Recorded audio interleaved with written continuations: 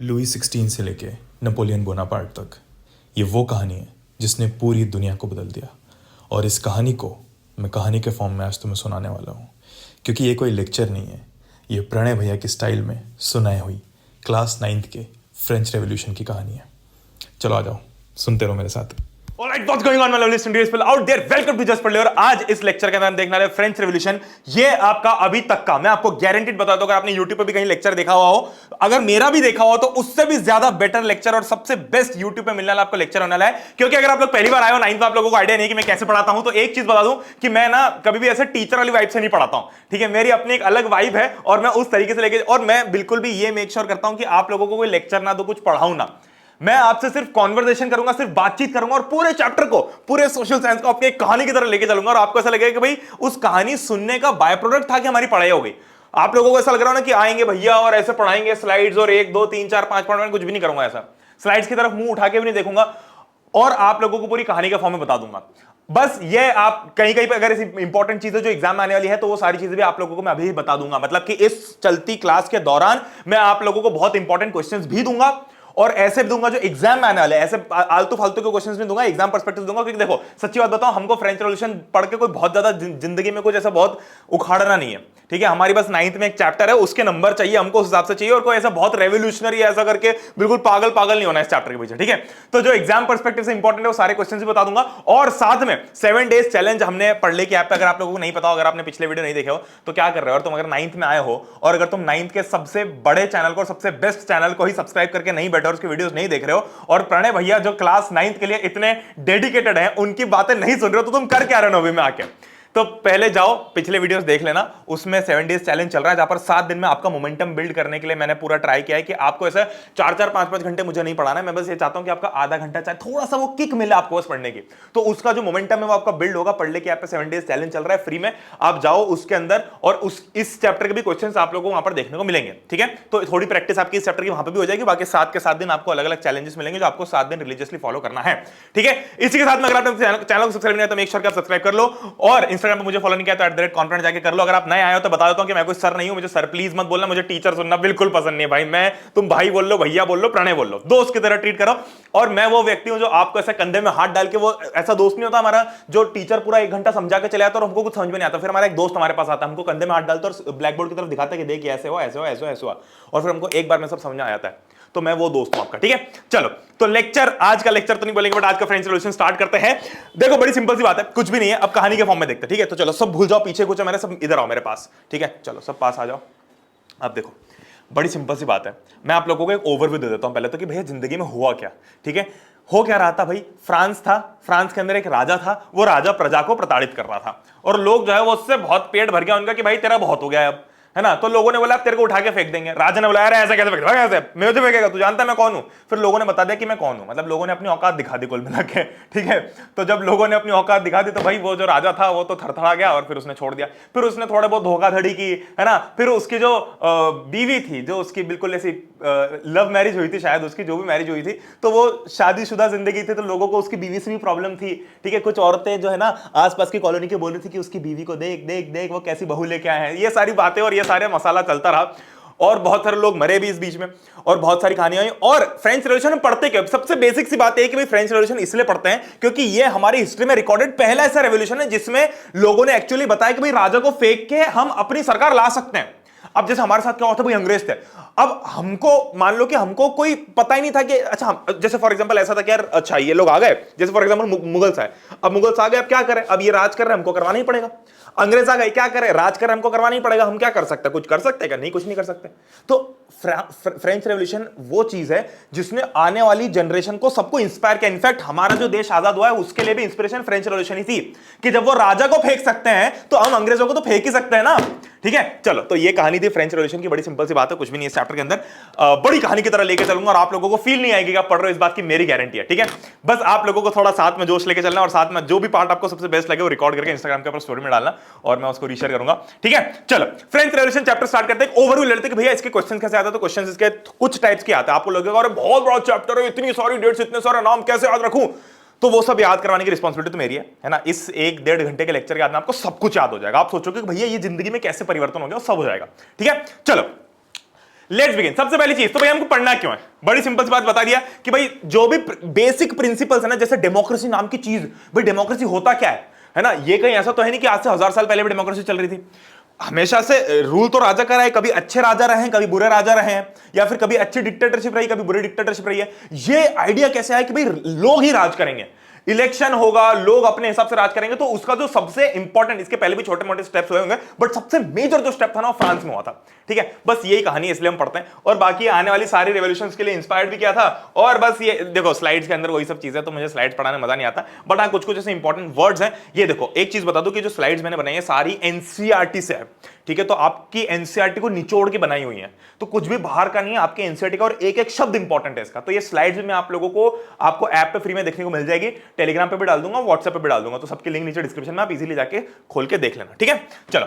तो जो modern nationalism idea है कि भाई देशभक्ति का जो आइडिया होता है वो सब यहीं से डेवलप हुआ। लिबरलिज्म वर्ड है, लिबरलिज्म का मतलब क्या होता है, बड़ी सिंपल सी बात है। अपन बोलते हैं ना कि यार चल आज पार्टी करने चलते हैं आज, है ना, चलो आ जाओ यार, आज तो भाई तुम्हारा दोस्त पार्टी देगा, तुम्हारा भाई पार्टी देगा, और किसी का मेवा मना कर देता है और किसी के हाँ बोल देते, तो हम क्या बोलते हैं कि तेरे मम्मी पापा कंजर्वेटिव है, मतलब वो तुझे कंजर्व करके रखना चाहते हैं। तेरे मम्मी पापा लिबरल है, मतलब ओपन माइंडेड है। तो ये जो ओपन माइंडेडनेस है, इसका मतलब लिबरलिज्म होता है। ठीक है, चलो अब थोड़ी कहानी देखते हैं हम कि भैया फ्रांस के अंदर हुआ क्या। देखो मैं पेन वेन तो है मेरे पास में, बट मेरे को उसकी फील नहीं आती। देखो हुआ क्या हुआ क्या हुआ क्या, ध्यान से सुनो। कब की बात कर रहे हैं भैया, हम 18th सेंचुरी की बात कर रहे हैं। 18th सेंचुरी मतलब 1700 से लेके 1800 के बीच का टाइम, है ना। अब बस ये थोड़ी डेट याद रख लेना, मेरी बस इतनी मदद कर दो कि तुम थोड़ी डेट याद रखो। 1774 ये टाइम था, और जिस राजा के खिलाफ हमारी लड़ाई है उस राजा का नाम है लुई 16। ठीक है, तो लुई 16, लुईस नहीं होता ये, ठीक है, लुईस नहीं बोलते इसको, लुई बोलते हैं। अच्छा एक चीज और बताता हूं, बीच में बहुत सारी जगह ऐसी आएगी जहां पर ऐसे प्रोनाउंसिएशन होंगे बहुत खतरनाक वाले, तो मैं उसकी भी टेक्निक बताऊंगा तुम लोगों को, तुम चिंता मत करना। ठीक है, तो लुई 16 जो है वो बर्बन फैमिली से था। ठीक है, बर्बन फैमिली क्या होता है भैया, बिस्किट की बात करें नहीं, वो राजघराने का नाम था उसका। ठीक है, तो बर्बन फैमिली से आने वाला ये राजा था लुई 16, और ये राजा नहीं, ये लड़का था, क्योंकि बहुत यंग था ये। ठीक है, अब क्या हुआ, इसको बहुत ही यंग एज में गद्दी मिल गई, और गद्दी पे बैठ गया ये, और अपने आप को राजा समझने लग गया, अपने आप को भगवान समझने लग गया। ठीक है, अब इसके साथ में प्रॉब्लम क्या है, बेचारे इसकी भी दिक्कत नहीं है। देखो हुआ क्या, ये 20 साल का था बस, है ना, मतलब मुझसे अभी जो मेरी एज है उससे 1-2 साल छोटा ही था। मतलब सोचो मैं राजा बन जाऊं अगर फ्रांस जैसी बड़ी जगह का, तो भाई मैं क्या कर बैठूं। ठीक है, और 20 साल का था, और 20 साल में इसकी शादी हो गई थी। ठीक है, तो 20 साल में से नई नई प्रेम मोहब्बत हुई थी, उसकी शादी हुई थी मैरी एंटोइनेट से। ठीक है, अब बहुत लोग बोलेंगे भैया तो मैरी एंटोइनेट है, या एंटोइनेट है, या फिर एंटोइनेट, कुछ भी है। मैं तुम लोगों को ये बोलता हूं कि तुम्हें प्रोनाउंसिएशन किसी को सुनाना है क्या, कहीं पे तुमको ये अपने जैसे मम्मी पापा आएंगे और तुम लोगों को जैसे बच्चे होते तो थोड़ा सा पोएम सुना के बताओ, चाचा को पोएम सुना के बताओ, अंकल को पोएम सुना के बताओ, ऐसा बोलेंगे कि मैरी एंटोइनेट प्रोनाउंस करके बताओ, नहीं बोलेंगे। तो प्रोनाउंसिएशंस इस चैप्टर में, इनफैक्ट हर चैप्टर में जो आपका हिस्ट्री का, उसमें सिर्फ इस तरीके से याद करना है कि आपको स्पेलिंग याद हो। भाई स्पेलिंग इंपॉर्टेंट है, प्रोनाउंसिएशन इंपॉर्टेंट नहीं है। तो अगर तुम लोगों को ऐसे याद नहीं करेंगे तो मैं ऐसे याद रखो, मैं कैसे याद करता था, मैरी एंटोइनेटे। ठीक है, मैरी एंटोइनेटे ऐसे याद रख लो तुम, तुम्हारी स्पेलिंग याद होनी चाहिए। ठीक है, चलो तो हुआ क्या, इसने 20 साल की उम्र थी इसकी, और इसने मैरी एंटोइनेट से शादी कर ली, है ना। अब ये बैठ गया फ्रांस की गद्दी पे। अब दिक्कत क्या हुई कि जब ये गद्दी पे बैठा और इसने देखा कि भैया खजाना कहाँ है, ओए खजाने का कमरा कहाँ है, मुझे लेके चलो वहां पे। तो उसके जो नौकर चाकर थे वो खजाने के कमरे में लेके गए, उसने दरवाजा खोला, देखा खजाना खाली। भाई ये क्या हो गया, खजाने में पैसे ही नहीं बचे हुए हैं। तो कुल मिलाकर इसके साथ में बेचारे के साथ समस्या ये हो गई कि ये जब राजगद्दी पे बैठा तो इसको पूरा खजाना खाली मिला। ठीक है, अब खजाना खाली क्यों था भैया, क्या पैसे कोई चोरी करके ले गया, नहीं, खजाना खाली क्यों था उसका एक इंपॉर्टेंट रीजन है, और इसका एक क्वेश्चन भी बन जाता है।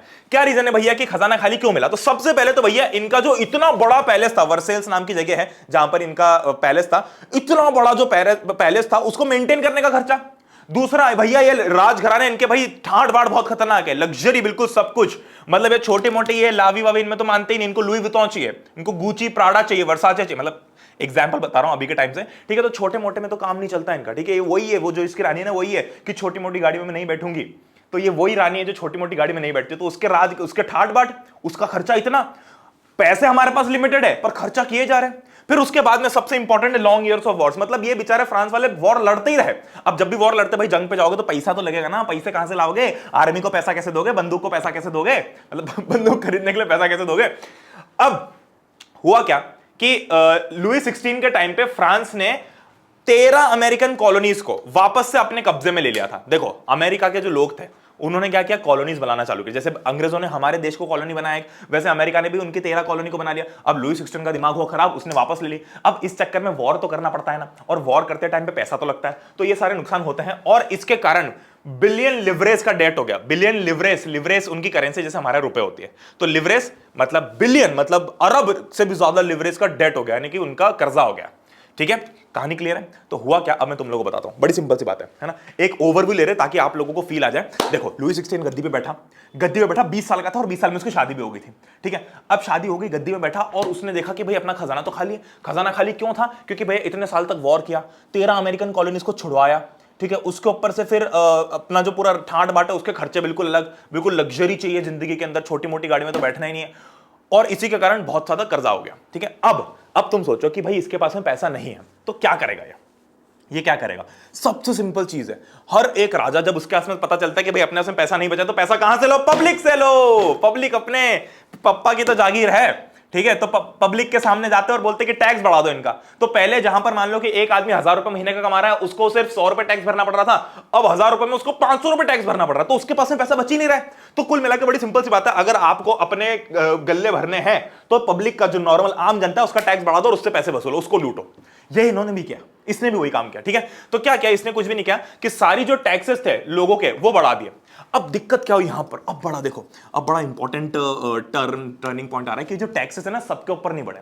ठीक है, तो जो फ्रांस सोसाइटी थी वो 3 हिस्सों में डिवाइडेड थी मेजरली। जैसे हम लोग हमारे यहाँ पे, खैर अब तो नहीं करते, बट पहले एक कास्ट सिस्टम होता था, upper caste, lower caste, middle class, ये सब करके अलग अलग कास्ट सिस्टम होते थे, है ना। तो जो अपर कास्ट वाले होते तो बिल्कुल जैसे पंडित हो गए या बहुत बड़ी बड़ी कास्ट के हो गए, तो वो अलग होते थे। फिर जो छोटे मोटे काम करने लोग वो अलग होते थे। ठीक है, तो वैसे ही फ्रांस सोसाइटी भी 3 इंपॉर्टेंट कैटेगरीज में डिवाइडेड थी, जिसको बोलते हैं फर्स्ट एस्टेट, सेकंड एस्टेट और थर्ड एस्टेट। ठीक है, फर्स्ट एस्टेट कौन से लोग हैं भैया? ये वो है पंडित टाइप के लोग, समझ लो पंडित टाइप के लोग हैं, है ना। अपने इंडियन कल्चर से थोड़ा समझा रहा हूं कि पंडित टाइप के लोग हैं जो चर्च में वहां पर काम करते थे। ठीक है, तो जो चर्च से रिलेटेड जितने भी लोग हैं, जो चर्च वाले हैं, वो फर्स्ट एस्टेट हो गए। भाई चर्च में काम कर रहे, भगवान के तो दूत हैं, तो फर्स्ट एस्टेट। सेकंड एस्टेट होता है जो राजघराने के लोग हैं, जैसे क्षत्रिय होते थे हमारे यहाँ पे, तो राजघराने के जितने भी लोग हैं, उसके परिवार वाले, दोस्त, चाचा, भाई, फूफा, ताऊ, सब कुछ सेकंड एस्टेट। और बचे हुए सारी पॉपुलेशन थर्ड एस्टेट। मतलब थर्ड एस्टेट में थोड़े बड़े बिजनेसमैन भी आ गए, मिडिल क्लास लोग भी आ गए, और गरीब भी आ गए, सब लोग थर्ड एस्टेट में आ गए। अब दिक्कत क्या थी? दिक्कत यह थी कि इनमें से टैक्स भरने वाला सिर्फ थर्ड एस्टेट था। ये बहुत अमीर होने के बावजूद, भाई ये तो राजघराने के लोग हैं, फिर भी ये टैक्स नहीं भरते थे। ये तो भाई इनके तो चर्च चलते, फिर भी टैक्स नहीं भरते थे। टैक्स किससे वसूलेंगे? थर्ड एस्टेट वाले से। बड़ी अच्छी बात है, थर्ड एस्टेट वाले बोलते साला हमको तोड़ते रहते तुम बार बार। ठीक है, तो ये सोसाइटी कुछ इस हिसाब से डिवाइडेड थी कि अच्छा एक और नाम बताता हूं, फर्स्ट एस्टेट को क्लरी भी बोलते हैं। अब तुम लोगों को एक चीज बता दूं कि अपन हमें ना दिमाग ज्यादा नहीं लगाना है, हमें अगर प्रोनाउंसिएशन याद नहीं हो रहा तो सिंपल याद रख लो, क्लर्जी। ठीक है, क्लर्जी याद रख लो, या फिर क्लरी बोलते हैं वैसे तो। सेकंड एस्टेट को नोबिलिटी बोलते हैं, नोबिलिटी। ठीक है भाई, नोबल से आता है नोबिलिटी, नोबल मतलब नोबल्स, राजघराने के। और थर्ड एस्टेट के बाकी जो लोग हैं वो सब। ठीक है, तो फर्स्ट एस्टेट क्लरी, सेकंड नोबिलिटी, और थर्ड एस्टेट में सब लोग आ गए, बड़े बिजनेसमैन, पेजेंट्स हो गए, किसान हो गए, है ना, जो हैंडीक्राफ्ट करते हैं वो हो गए, स्मॉल पेजेंट्स हो गए, लैंडलेस लेबर जिनके पास में कोई जमीन जायदाद नहीं है, बेचारे गरीब हैं, वो सब कुछ हो गए। ठीक है, अब होता क्या था कि फर्स्ट और सेकंड एस्टेट लोग सोचते थे कि भाई इन दोनों के लग्जरीज के लिए मैं पैसा क्यों दूं? अल्टीमेटली राजा के पास पैसा कहां से आ रहा है ना। जो राजा लुई विटॉन लेके जा रहा है, जो उसकी वाइफ को बड़ी बड़ी गाड़ियों में घुमा रहा है, समझो बात को, एग्जांपल बता रहा हूं, वो पैसा आया कहां से? थर्ड एस्टेट वाले ने दिया। अब भाई मैं थर्ड एस्टेट का आदमी हूं, मैं बेचारा गरीब आदमी, अपना एक छोटा मोटा बिजनेसमैन, मैं अपनी दुकान चलाता हूं, दुकान खोलता हूं, मुश्किल से पैसे कमाता हूं, और मेरे पैसे में से ये लोग आधे, ये जितना अमाउंट जाता है टैक्स ले जाते हैं, और टैक्स ले जाके अपने ठाट बाट पूरे करते हैं। ऐसा नहीं कि भाई मेरे लिए कुछ बहुत अच्छा कर रहे हैं, ये सरकार कुछ बहुत अच्छा कर रही है, अपने ठाट बाट पूरे कर रहे हैं, अपने शौक पूरे कर रहे हैं, अपने लोगों को वॉर पे लेके जा रहे हैं, सब अपना अपना कर रहे हैं, और मेरा कुछ नहीं भाई। तो थर्ड एस्टेट वाले कहीं ना कहीं तो फ्रस्ट्रेट होंगे। तो ये थर्ड एस्टेट के लोग ही थे जो पिस रहे थे। फर्स्ट और सेकंड वाले तो एंजॉय कर रहे थे, फर्स्ट एस्टेट वालों को क्या है भाई, वो तो चर्च वाले, वो तो कुछ भी बोलेंगे तो लोग मानेंगे कि भगवान ने बोला है। सेकंड एस्टेट वाले बोलते थे कि हम तो राजा हैं, हमको कोई कुछ बोल के बताएं। तो थर्ड एस्टेट वाले बेचारे हमेशा से पिस रहे थे। तो ये कहानी चलती रही कई कई सालों तक। ठीक है, अब कुल मिलाकर देखो, स्लाइड्स में आप लोगों को ऑब्वियसली बात है स्लाइड्स में दे दूंगा, तो स्लाइड्स को रीड जरूर करना है। और मैं एक सेकंड के लिए बाहर भी जाता हूं, आप लोग बस इतना करो प्लीज मेरी जान, सिर्फ इतना सा कर लोगे ना, तो आप लोगों का ये जो चैप्टर पढ़ने की जो वो है ना, क्या कहते हैं, जो इफेक्टिवनेस है वो 10 गुना बढ़ जाएगी। क्या करना है, जैसे ही मैं कोई स्लाइड एक्सप्लेन करता हूं, मैं बाहर जाऊंगा एक सेकंड के लिए, पॉज करके प्लीज, बस प्लीज 10 सेकंड रीड कर लो, 10 सेकंड, बस इतनी सी बात मानो मेरी कि 10 सेकंड में सब कुछ रीड कर लो, आपको सब चमक जाएगा। ठीक है, चलो। अब कुल मिलाकर ये सारी कहानी हुई, है ना। अच्छा, एक और वर्ड यहां पर बहुत इंपॉर्टेंट है, फ्यूडल प्रिविलेजेस। फ्यूडल प्रिविलेजेस क्या होता है? मतलब ऐसे प्रिविलेज मतलब समझते हो ना कि ऐसे कुछ स्पेशल ट्रीटमेंट जो आपको बाय बर्थ मिलते हैं। तो फर्स्ट और सेकंड एस्टेट वाले तो फ्यूडल प्रिविलेजेस एंजॉय करते थे, उनको टैक्स ही नहीं भरना, क्योंकि वो ऐसा मानते थे कि भाई अपनी कोई रिस्पॉन्सिबिलिटी नहीं है टैक्स भरना, ये तो थर्ड एस्टेट वालों की है, ये तो पैदा ही से टैक्स भरने के लिए हुए हैं। ठीक है, तो ये कहानी चलती रही। ठीक है, अब इसके बाद में अब लैंड का कैसा डिस्ट्रीब्यूशन था भैया, प्रॉपर्टी किसके पास कितनी थी? अब देखो बड़ी सिंपल सी बात है, ये सब छोड़ दो, बस मेरी बात समझ लो। 90% पॉपुलेशन जो थी वो थर्ड एस्टेट वालों की थी। ठीक है, मतलब फर्स्ट और सेकंड एस्टेट वाले लोग, कितनी पॉपुलेशन थी उनकी? फर्स्ट और सेकंड एस्टेट वालों की सिर्फ और सिर्फ 10% पॉपुलेशन थी। तो मैक्सिमम जो 90% पॉपुलेशन थी वो पेजेंट्स की थी, जो छोटे मोटे किसान थे पूरे देश में। और 60% जो लैंड था वो नोबल्स और चर्च ने ले रखा था। ठीक है, नोबल्स, चर्च, या फिर जो और अमीर लोग थर्ड एस्टेट के, उन्होंने ले रखा था। तो कुल मिलाकर पूरे देश का सिर्फ 40% लैंड 90% पॉपुलेशन में बटा हुआ है। समझ रहे हो तुम बात को? जैसे कि फॉर एग्जांपल एक देश में 1000 लोग हैं, तो 900 लोगों के पास में उस देश का सिर्फ 40% हिस्सा है, और बचा हुआ 60%, इतना बड़ा जो हिस्सा है वो उन मात्र 100 लोगों के पास है। तो ऐसा बहुत ही अनइवन डिस्ट्रीब्यूशन था। ठीक है, कौन वो 100 लोग कौन थे? चर्च वाले, नोबल वाले, थर्ड एस्टेट के कुछ जो बहुत अमीर लोग थे वो। ठीक है, अब थर्ड एस्टेट भी एक टैक्स नहीं मांगते थे उनसे 3 प्रकार के टैक्स मांगते थे। ये भी एक क्वेश्चन आ सकता है, बड़ा सिंपल सा क्वेश्चन है, कुछ भी नहीं है, इतनी बात क्लियर है। First estate, second estate, third estate, ये 3 क्लासेस ऑफ पीपल होती थी। अब टैक्स फर्स्ट और सेकंड को तो भरना नहीं है, सिर्फ थर्ड एस्टेट को भरना है। अब जैसे हम लोग हैं तो हम लोग भी अलग अलग टैक्स भरते हैं, इनकम टैक्स, जीएसटी, वैट। ठीक है, फिर अलग अलग चीजों पे और कुछ टैक्स होता है ना, ये टैक्स, सर्विस टैक्स, इसका टैक्स, उसका tax, road tax, property tax, ये सारे टैक्स हम भरते हैं। तो हम लोग जो टैक्स भरते हैं अलग अलग टाइप के भरते हैं, तो थर्ड एस्टेट वाले भी अलग अलग टाइप के टैक्स भरते होंगे। तो कौन कौन से टैक्स भरते थे ये, उसके 3 इंपॉर्टेंट नाम है। बस ये क्वेश्चन आएगा, मुश्किल से 2 मार्क्स का आएगा, बट 3 लिख देना। ऐसा कैसे? 3 कौन कौन से होता है? टीथ, है ना, इसको टीथ बोलते हैं, तुम टीथे बोलो, मैं टीथे बोलता हूं। एक होता है टेल, बट तुम टेल्ले बोलो, तुमको याद होनी चाहिए स्पेलिंग। और एक होता है इनडायरेक्ट टैक्स। बड़ी सिंपल सी बात है, जो टीथे नाम का टैक्स है ये वो टैक्स है जो एक थर्ड एस्टेट वाले व्यक्ति को चर्च को देना पड़ता है, यानी कि फर्स्ट एस्टेट को देना पड़ता है। ठीक है, ये देखो, ये फर्स्ट एस्टेट है, ये सेकंड एस्टेट है और थर्ड एस्टेट है। तो टीथे नाम का जो टैक्स है वो थर्ड एस्टेट वाले फर्स्ट एस्टेट को देते हैं, यानी कि चर्च को देते हैं। कितना होता है ये? 1/10 ऑफ एग्रीकल्चरल प्रोड्यूस, है ना। तो 1/10 यानी कि 10%। जैसे कि मान लो कि इस साल हमारी एग्रीकल्चर प्रोड्यूस हुई 10 किलो गेहूं की, तो उसका 1/10 यानी कि 1 किलो गेहूं मुझे इनको देना है, फर्स्ट एस्टेट वालों को। फिर सेकंड एस्टेट वाले कौन सा टैक्स वसूलते हैं? उसको बोलते हैं टेल। ठीक है, कि भाई ये जो लोग थर्ड एस्टेट वाले सेकंड एस्टेट को टैक्स देंगे, इसको बोलेंगे टेल या टेल्ले, है ना। और कुछ इनडायरेक्ट टैक्सेस भी होते हैं अलग अलग चीजों के ऊपर, जैसे कि कुछ सॉल्ट हो गया, टोबैको हो गया, इन पे अलग अलग टैक्सेस होते हैं। जैसे अपने कैसे जीएसटी होता है वैसे उस टाइप के अलग अलग टैक्स होते हैं। वैसे हम भी सरकार को इनकम टैक्स तो भरते हैं, बट इनकम टैक्स के साथ साथ हमको और टैक्स भी भरना पड़ता है, हमको जीएसटी भी भरना पड़ता है, हमको अलग अलग टाइप के टैक्स भरने पड़ते हैं, ताकि हमारी जो सरकार है वो प्रॉपर्ली फंक्शन कर पाए। तो सिमिलरली यहां पर भी भरना पड़ता है। अब दिक्कत क्या है कि ये सारे टैक्स भरने की रिस्पॉन्सिबिलिटी सिर्फ इनके पास है, जो बेचारे सबसे गरीब है इन सब में। ठीक है, तो ये समस्या चलती रही। अब जितने भी स्टेट की जो पूरी फाइनेंसिंग थी उनका पूरा बर्डन इनके ऊपर आ रहा था। ठीक है, अब एक बहुत इंपॉर्टेंट सिनेरियो आया फ्रांस के अंदर। हुआ क्या? देखो, बड़ी सिंपल सी कहानी है। कब की बात कर रहे हैं हम? 1715 की बात कर रहे हैं। 1715 से 1789 की बात कर रहे हैं। हमारी जो अभी की कहानी है 1789 की, 1715 तो पुरानी हो गई। तुम देखो कि जो पॉपुलेशन है पहले वो 23 मिलियन थी, अब 28 मिलियन हो गई 1789 तक। अब दिक्कत क्या हुई कि इतनी तेजी से पॉपुलेशन बढ़ गई, बट उस पॉपुलेशन की डिमांड कैसे फुलफिल होगी? भाई पॉपुलेशन बढ़ेगी, खाना ज्यादा लगेगा, दूध ज्यादा लगेगा, पानी ज्यादा लगेगा, घर ज्यादा लगेगा, लाइट ज्यादा लगेगा, सब कुछ ज्यादा लगेगा, बट जगह तो है ही नहीं, कुछ भी नहीं अपने पास में। तो ऐसे में जो एक्स्ट्रा पॉपुलेशन है उसकी जरूरतें कैसे पूरी होंगी? और इस सब सोने के ऊपर सुहागा, चेरी ऑन द केक, क्या हुआ कि सबसे खतरनाक प्रॉब्लम हुई कि यहां पर हम जो एक टाइम पे बहुत ही गंदा कोल्ड आ गया। मतलब कुल मिलाकर ये हुआ कि बहुत ही गंदा, ऐसा समझ लो कि फसल फेल हो गई, है ना। एक टाइम पे फसल फेल हो गई, तो उसके कारण क्या हुआ कि और जो डिमांड थी, अब डिमांड इतनी सारी थी, पर जो मतलब डिमांड तो बहुत है बट इतनी उपज ही नहीं है, तो लोगों का पेट कैसे भरेगा? तो इसलिए एक बड़ी इंपॉर्टेंट प्रॉब्लम आती है, इसको बोलते हैं सबसिस्टेंस क्राइसिस। सबसिस्टेंस क्राइसिस क्या होता है? सबसिस्टेंस के लिए क्राइसिस, सबसिस्टेंस वर्ड का बड़ा सिंपल सा मतलब है कि भाई सर्वाइवल ही नहीं हो पा रहा है, हमारे पास रहने के लिए ही वो नहीं है पैसे, हमारे पास रहने के लिए ही वो जितना खाने की जरूरत सिर्फ जिंदा रहने के लिए ना, उतने का भी लाले पड़े हुए हैं भाई।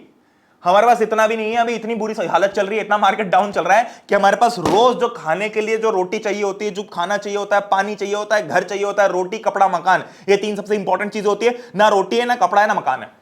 इसको बोलता है सबसिस्टेंस क्राइसिस। क्यों हुआ ये? क्योंकि पॉपुलेशन इतनी तेजी से बढ़ गई और राजा महाराजा ने कोई ध्यान दिया नहीं लोगों के ऊपर, और उसके ऊपर से जब भी ऐसा ड्रॉट आ जाता है या सूखा पड़ जाता है या फिर हार्वेस्ट में के अंदर कीड़े पड़ जाते हैं और फसल नहीं उगती, तो और समस्या आ जाती है। ठीक है, अब इसके बाद में इसके बाद क्या कहानी हुई देखो।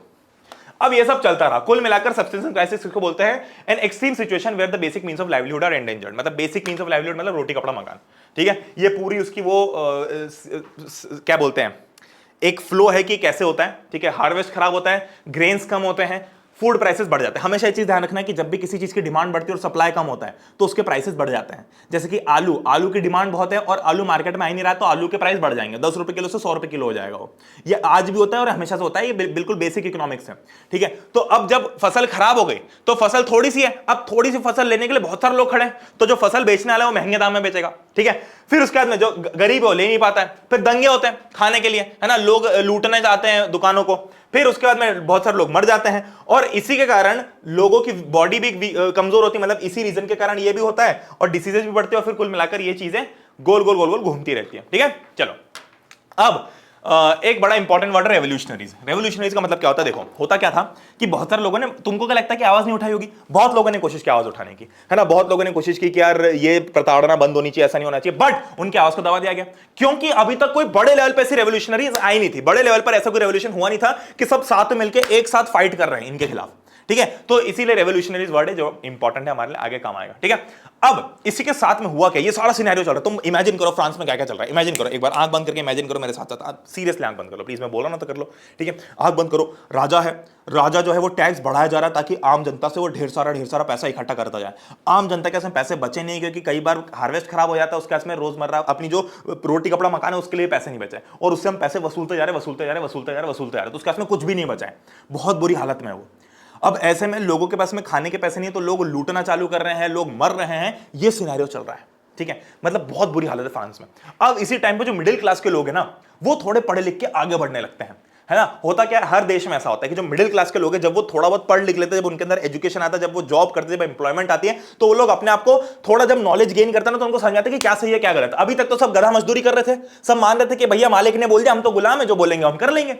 पर मिडिल क्लास में जब अकल आती है, जब उनके अंदर एजुकेशन आता है, जब वो पढ़ाई लिखाई करते हैं, तब उनको अकल आती है कि भैया ये चीजें गलत हो रही है और इनको ठीक करना है, ठीक है। तो धीरे धीरे करके जितने भी मिडिल क्लास के लोग हैं, थर्ड एस्टेट के लोग हैं बेसिकली, वो लॉयर बनने लगे, एडमिनिस्ट्रेटिव ऑफिशियल बनने लग गए धीरे धीरे। फिर इनमें से कुछ कुछ लोग ऐसे थे जिन्होंने अपना ओवरसीज ट्रेड का बिजनेस चालू कर लिया, है ना। ओवरसीज ट्रेड मतलब कि इंपोर्ट एक्सपोर्ट का बिजनेस चालू कर लिया।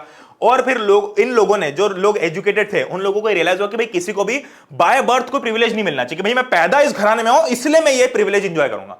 सबको इक्वल ट्रीटमेंट मिलना चाहिए क्योंकि भाई आप इस दुनिया में पैदा हुए हो, ठीक है। तो इनकी वही प्रॉब्लम थी कि यार फर्स्ट एस्टेट सेकंड एस्टेट वालों को बाय बर्थ ये प्रिविलेजेस मिलते हैं, बाय बर्थ ये उनको एक्स्ट्रा बेनिफिट्स मिलते हैं जो हमको नहीं मिलता है, ठीक है। चलो अब इस बीच में फिलोसोफर्स का भी बहुत इंपॉर्टेंट रोल था। भाई क्या होता है कि लोगों को ज्ञान देना बहुत जरूरी है, ठीक है। जैसे आज की भी डेट में कहीं पे भी तुम देखोगे तो लोगों को जब तक ज्ञान नहीं मिलेगा ना तब तक वो कुछ नहीं करेंगे। मैं तुम लोगों को ज्ञान दे रहा हूं तो अगर मैं तुम लोगों को ज्ञान नहीं देता तो तुम इस ज्ञान से वंचित रह जाते, ठीक है। वैसे तो पढ़ लेते कहीं से, बट समझ रहे हो ना बात को। तो फिलोसोफर्स वो लोग हैं जो कि फिलोसॉफी का यूज करके, है ना, लोगों को मैनिपुलेट तो नहीं, इन्फ्लुएंस करने की कोशिश करते हैं कि क्या सही है क्या गलत है।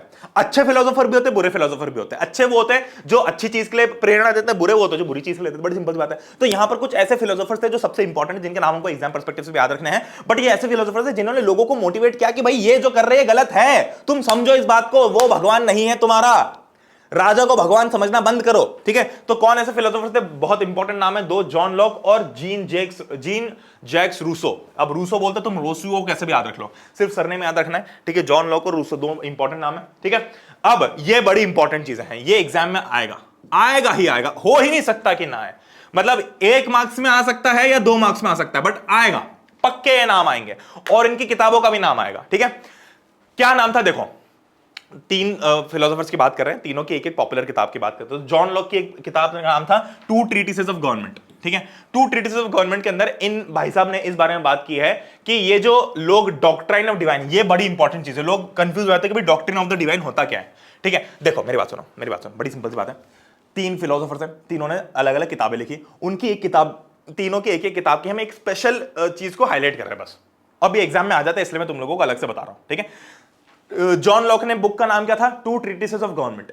इसके अंदर इन भाई साहब ने 2 इंपॉर्टेंट चीजों पर बात की थी। एक तो है doctrine of divine. Doctrine of divine basically क्या होता है कि इसका मतलब समझो, डॉक्ट्रिन ऑफ डिवाइन, डिवाइन मतलब होता है भगवान, है ना, मतलब जो डिवाइन है।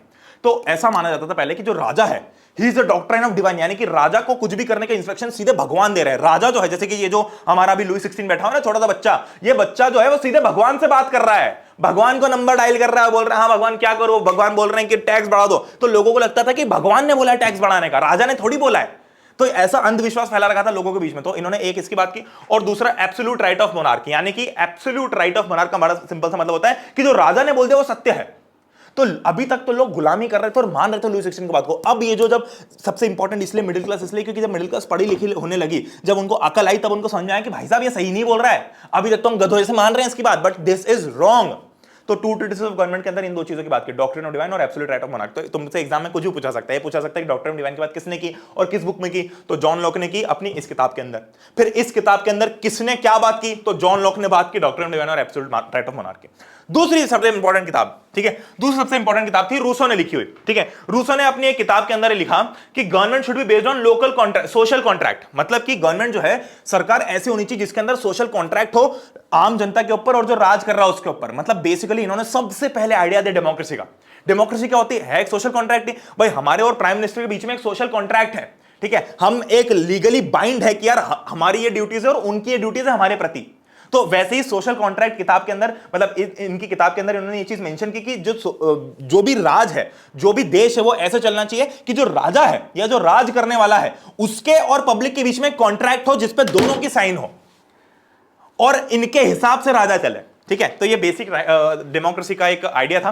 फिर मॉन्टेस्क, ये भी एक इंपॉर्टेंट व्यक्ति हैं, इनकी किताब थी the spirit of the laws, the spirit of laws.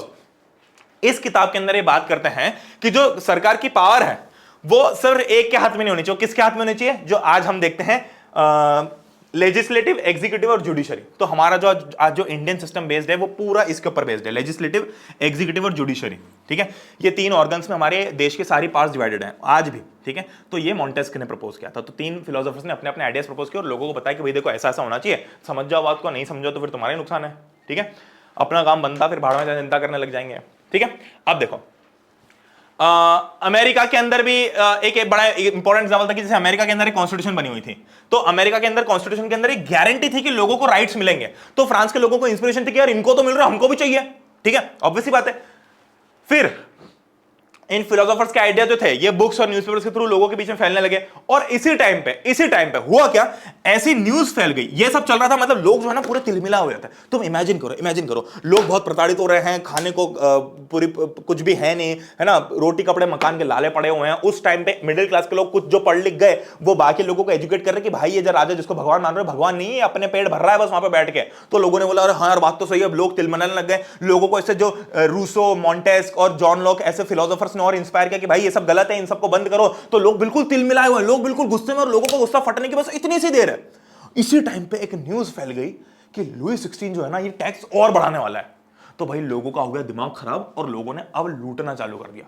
लोगों ने अब सड़क पे आके बिल्कुल अपनी वाली दिखा दी, मतलब एक तरीके से, ठीक है। तो सारे लोगों ने जितने भी लोगों के अंदर सारा गुस्सा था वो बाहर निकला और सब ने अपने अपने तरीके से रेवोल्यूशन को स्टार्ट कर दिया। तो यहां से स्टार्ट होता आउटब्रेक ऑफ द रेवोल्यूशन, यानी कि रेवोल्यूशन यहां से आउटब्रेक हुआ। अभी तक भी चल रहा था, थोड़ा बहुत चल रहा था, बट अभी सबसे बड़ी लेवल पे जो फ्रांस के जो राजा है इससे छुटकारा पाने का जो रेवोल्यूशन है वो यहां पर स्टार्ट हुआ, ठीक है। चलो पूरी फील के साथ में पढ़ेंगे, आओ आ जाओ, अब कहानी की तरफ चलते हैं। अभी तुमको ओवरव्यू बता दिया मैंने कि फ्रांस में क्या चल रहा था, अब डेट वाइज चलते चलेंगे, ठीक है।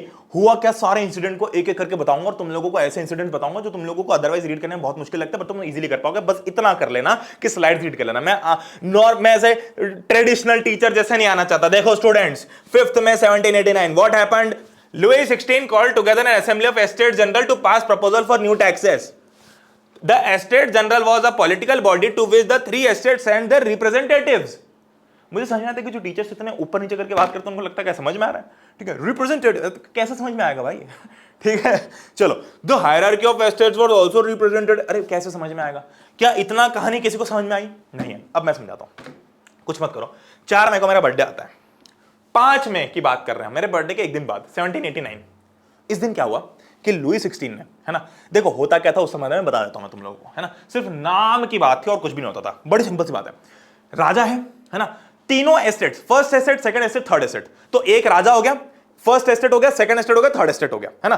तो क्या होता था कि जब भी कोई नया लॉ पास करना होता, नया रूल पास करना होता, तो राजा जो है वो तीनों की बैठक बुलाता था, है ना। अब तीनों की बैठक बुलाता था और तीनों को ऐसे बिठाता था, देखो ध्यान से देखो, इस फोटो में देखो, है ना, इस फोटो में देखो, ये हमारे राजा साहब है जो बिल्कुल बीचों बीच बैठे हुए हैं, ठीक है। इधर जो लोग बैठे हैं ये फर्स्ट एस्टेट के हैं, इधर लोग सेकंड एस्टेट के हैं जो बैठे हुए हैं, और जो बेचारे खड़े हुए दिख रहे हैं ना पीछे, थर्ड एस्टेट के। फर्स्ट एस्टेट के लोग, सेकंड के लोग, थर्ड के लोग, है ना।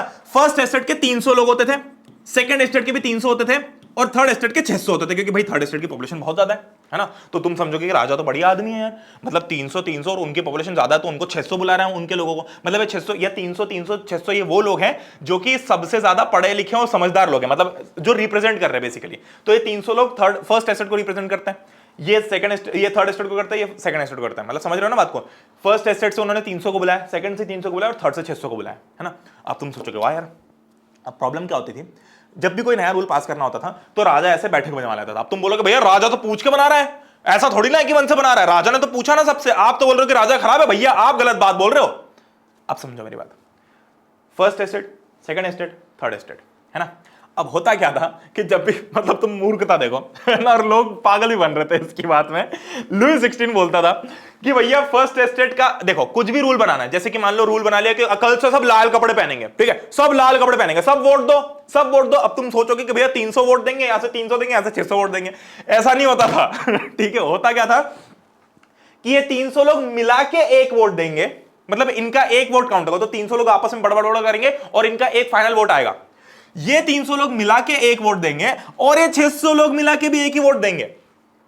अब तुम सोचो कि अगर ये कोई ऐसा लॉ पास करने वाला, अब हुआ क्या, इसने 5 में 1789 को एक बैठक बुलाई ऐसे ही और बोला कि टैक्स बढ़ाने भैया, तो टैक्स बढ़ाने, तो फर्स्ट एस्टेट वाले तैयार हो, तो उन्होंने बोला, 300 लोगों ने बोला हमारा एक वोट हां की तरफ, ये 300 ने बोला हाँ हमारा वोट एक हां की तरफ, तो टोटल वोट्स कितने थे, 1 2 3, 3 में से 2 वोट के हां हो गई, 1 वोट की ना हो गई, तो 2 वोट की हां हुई, मतलब मेजॉरिटी विंस।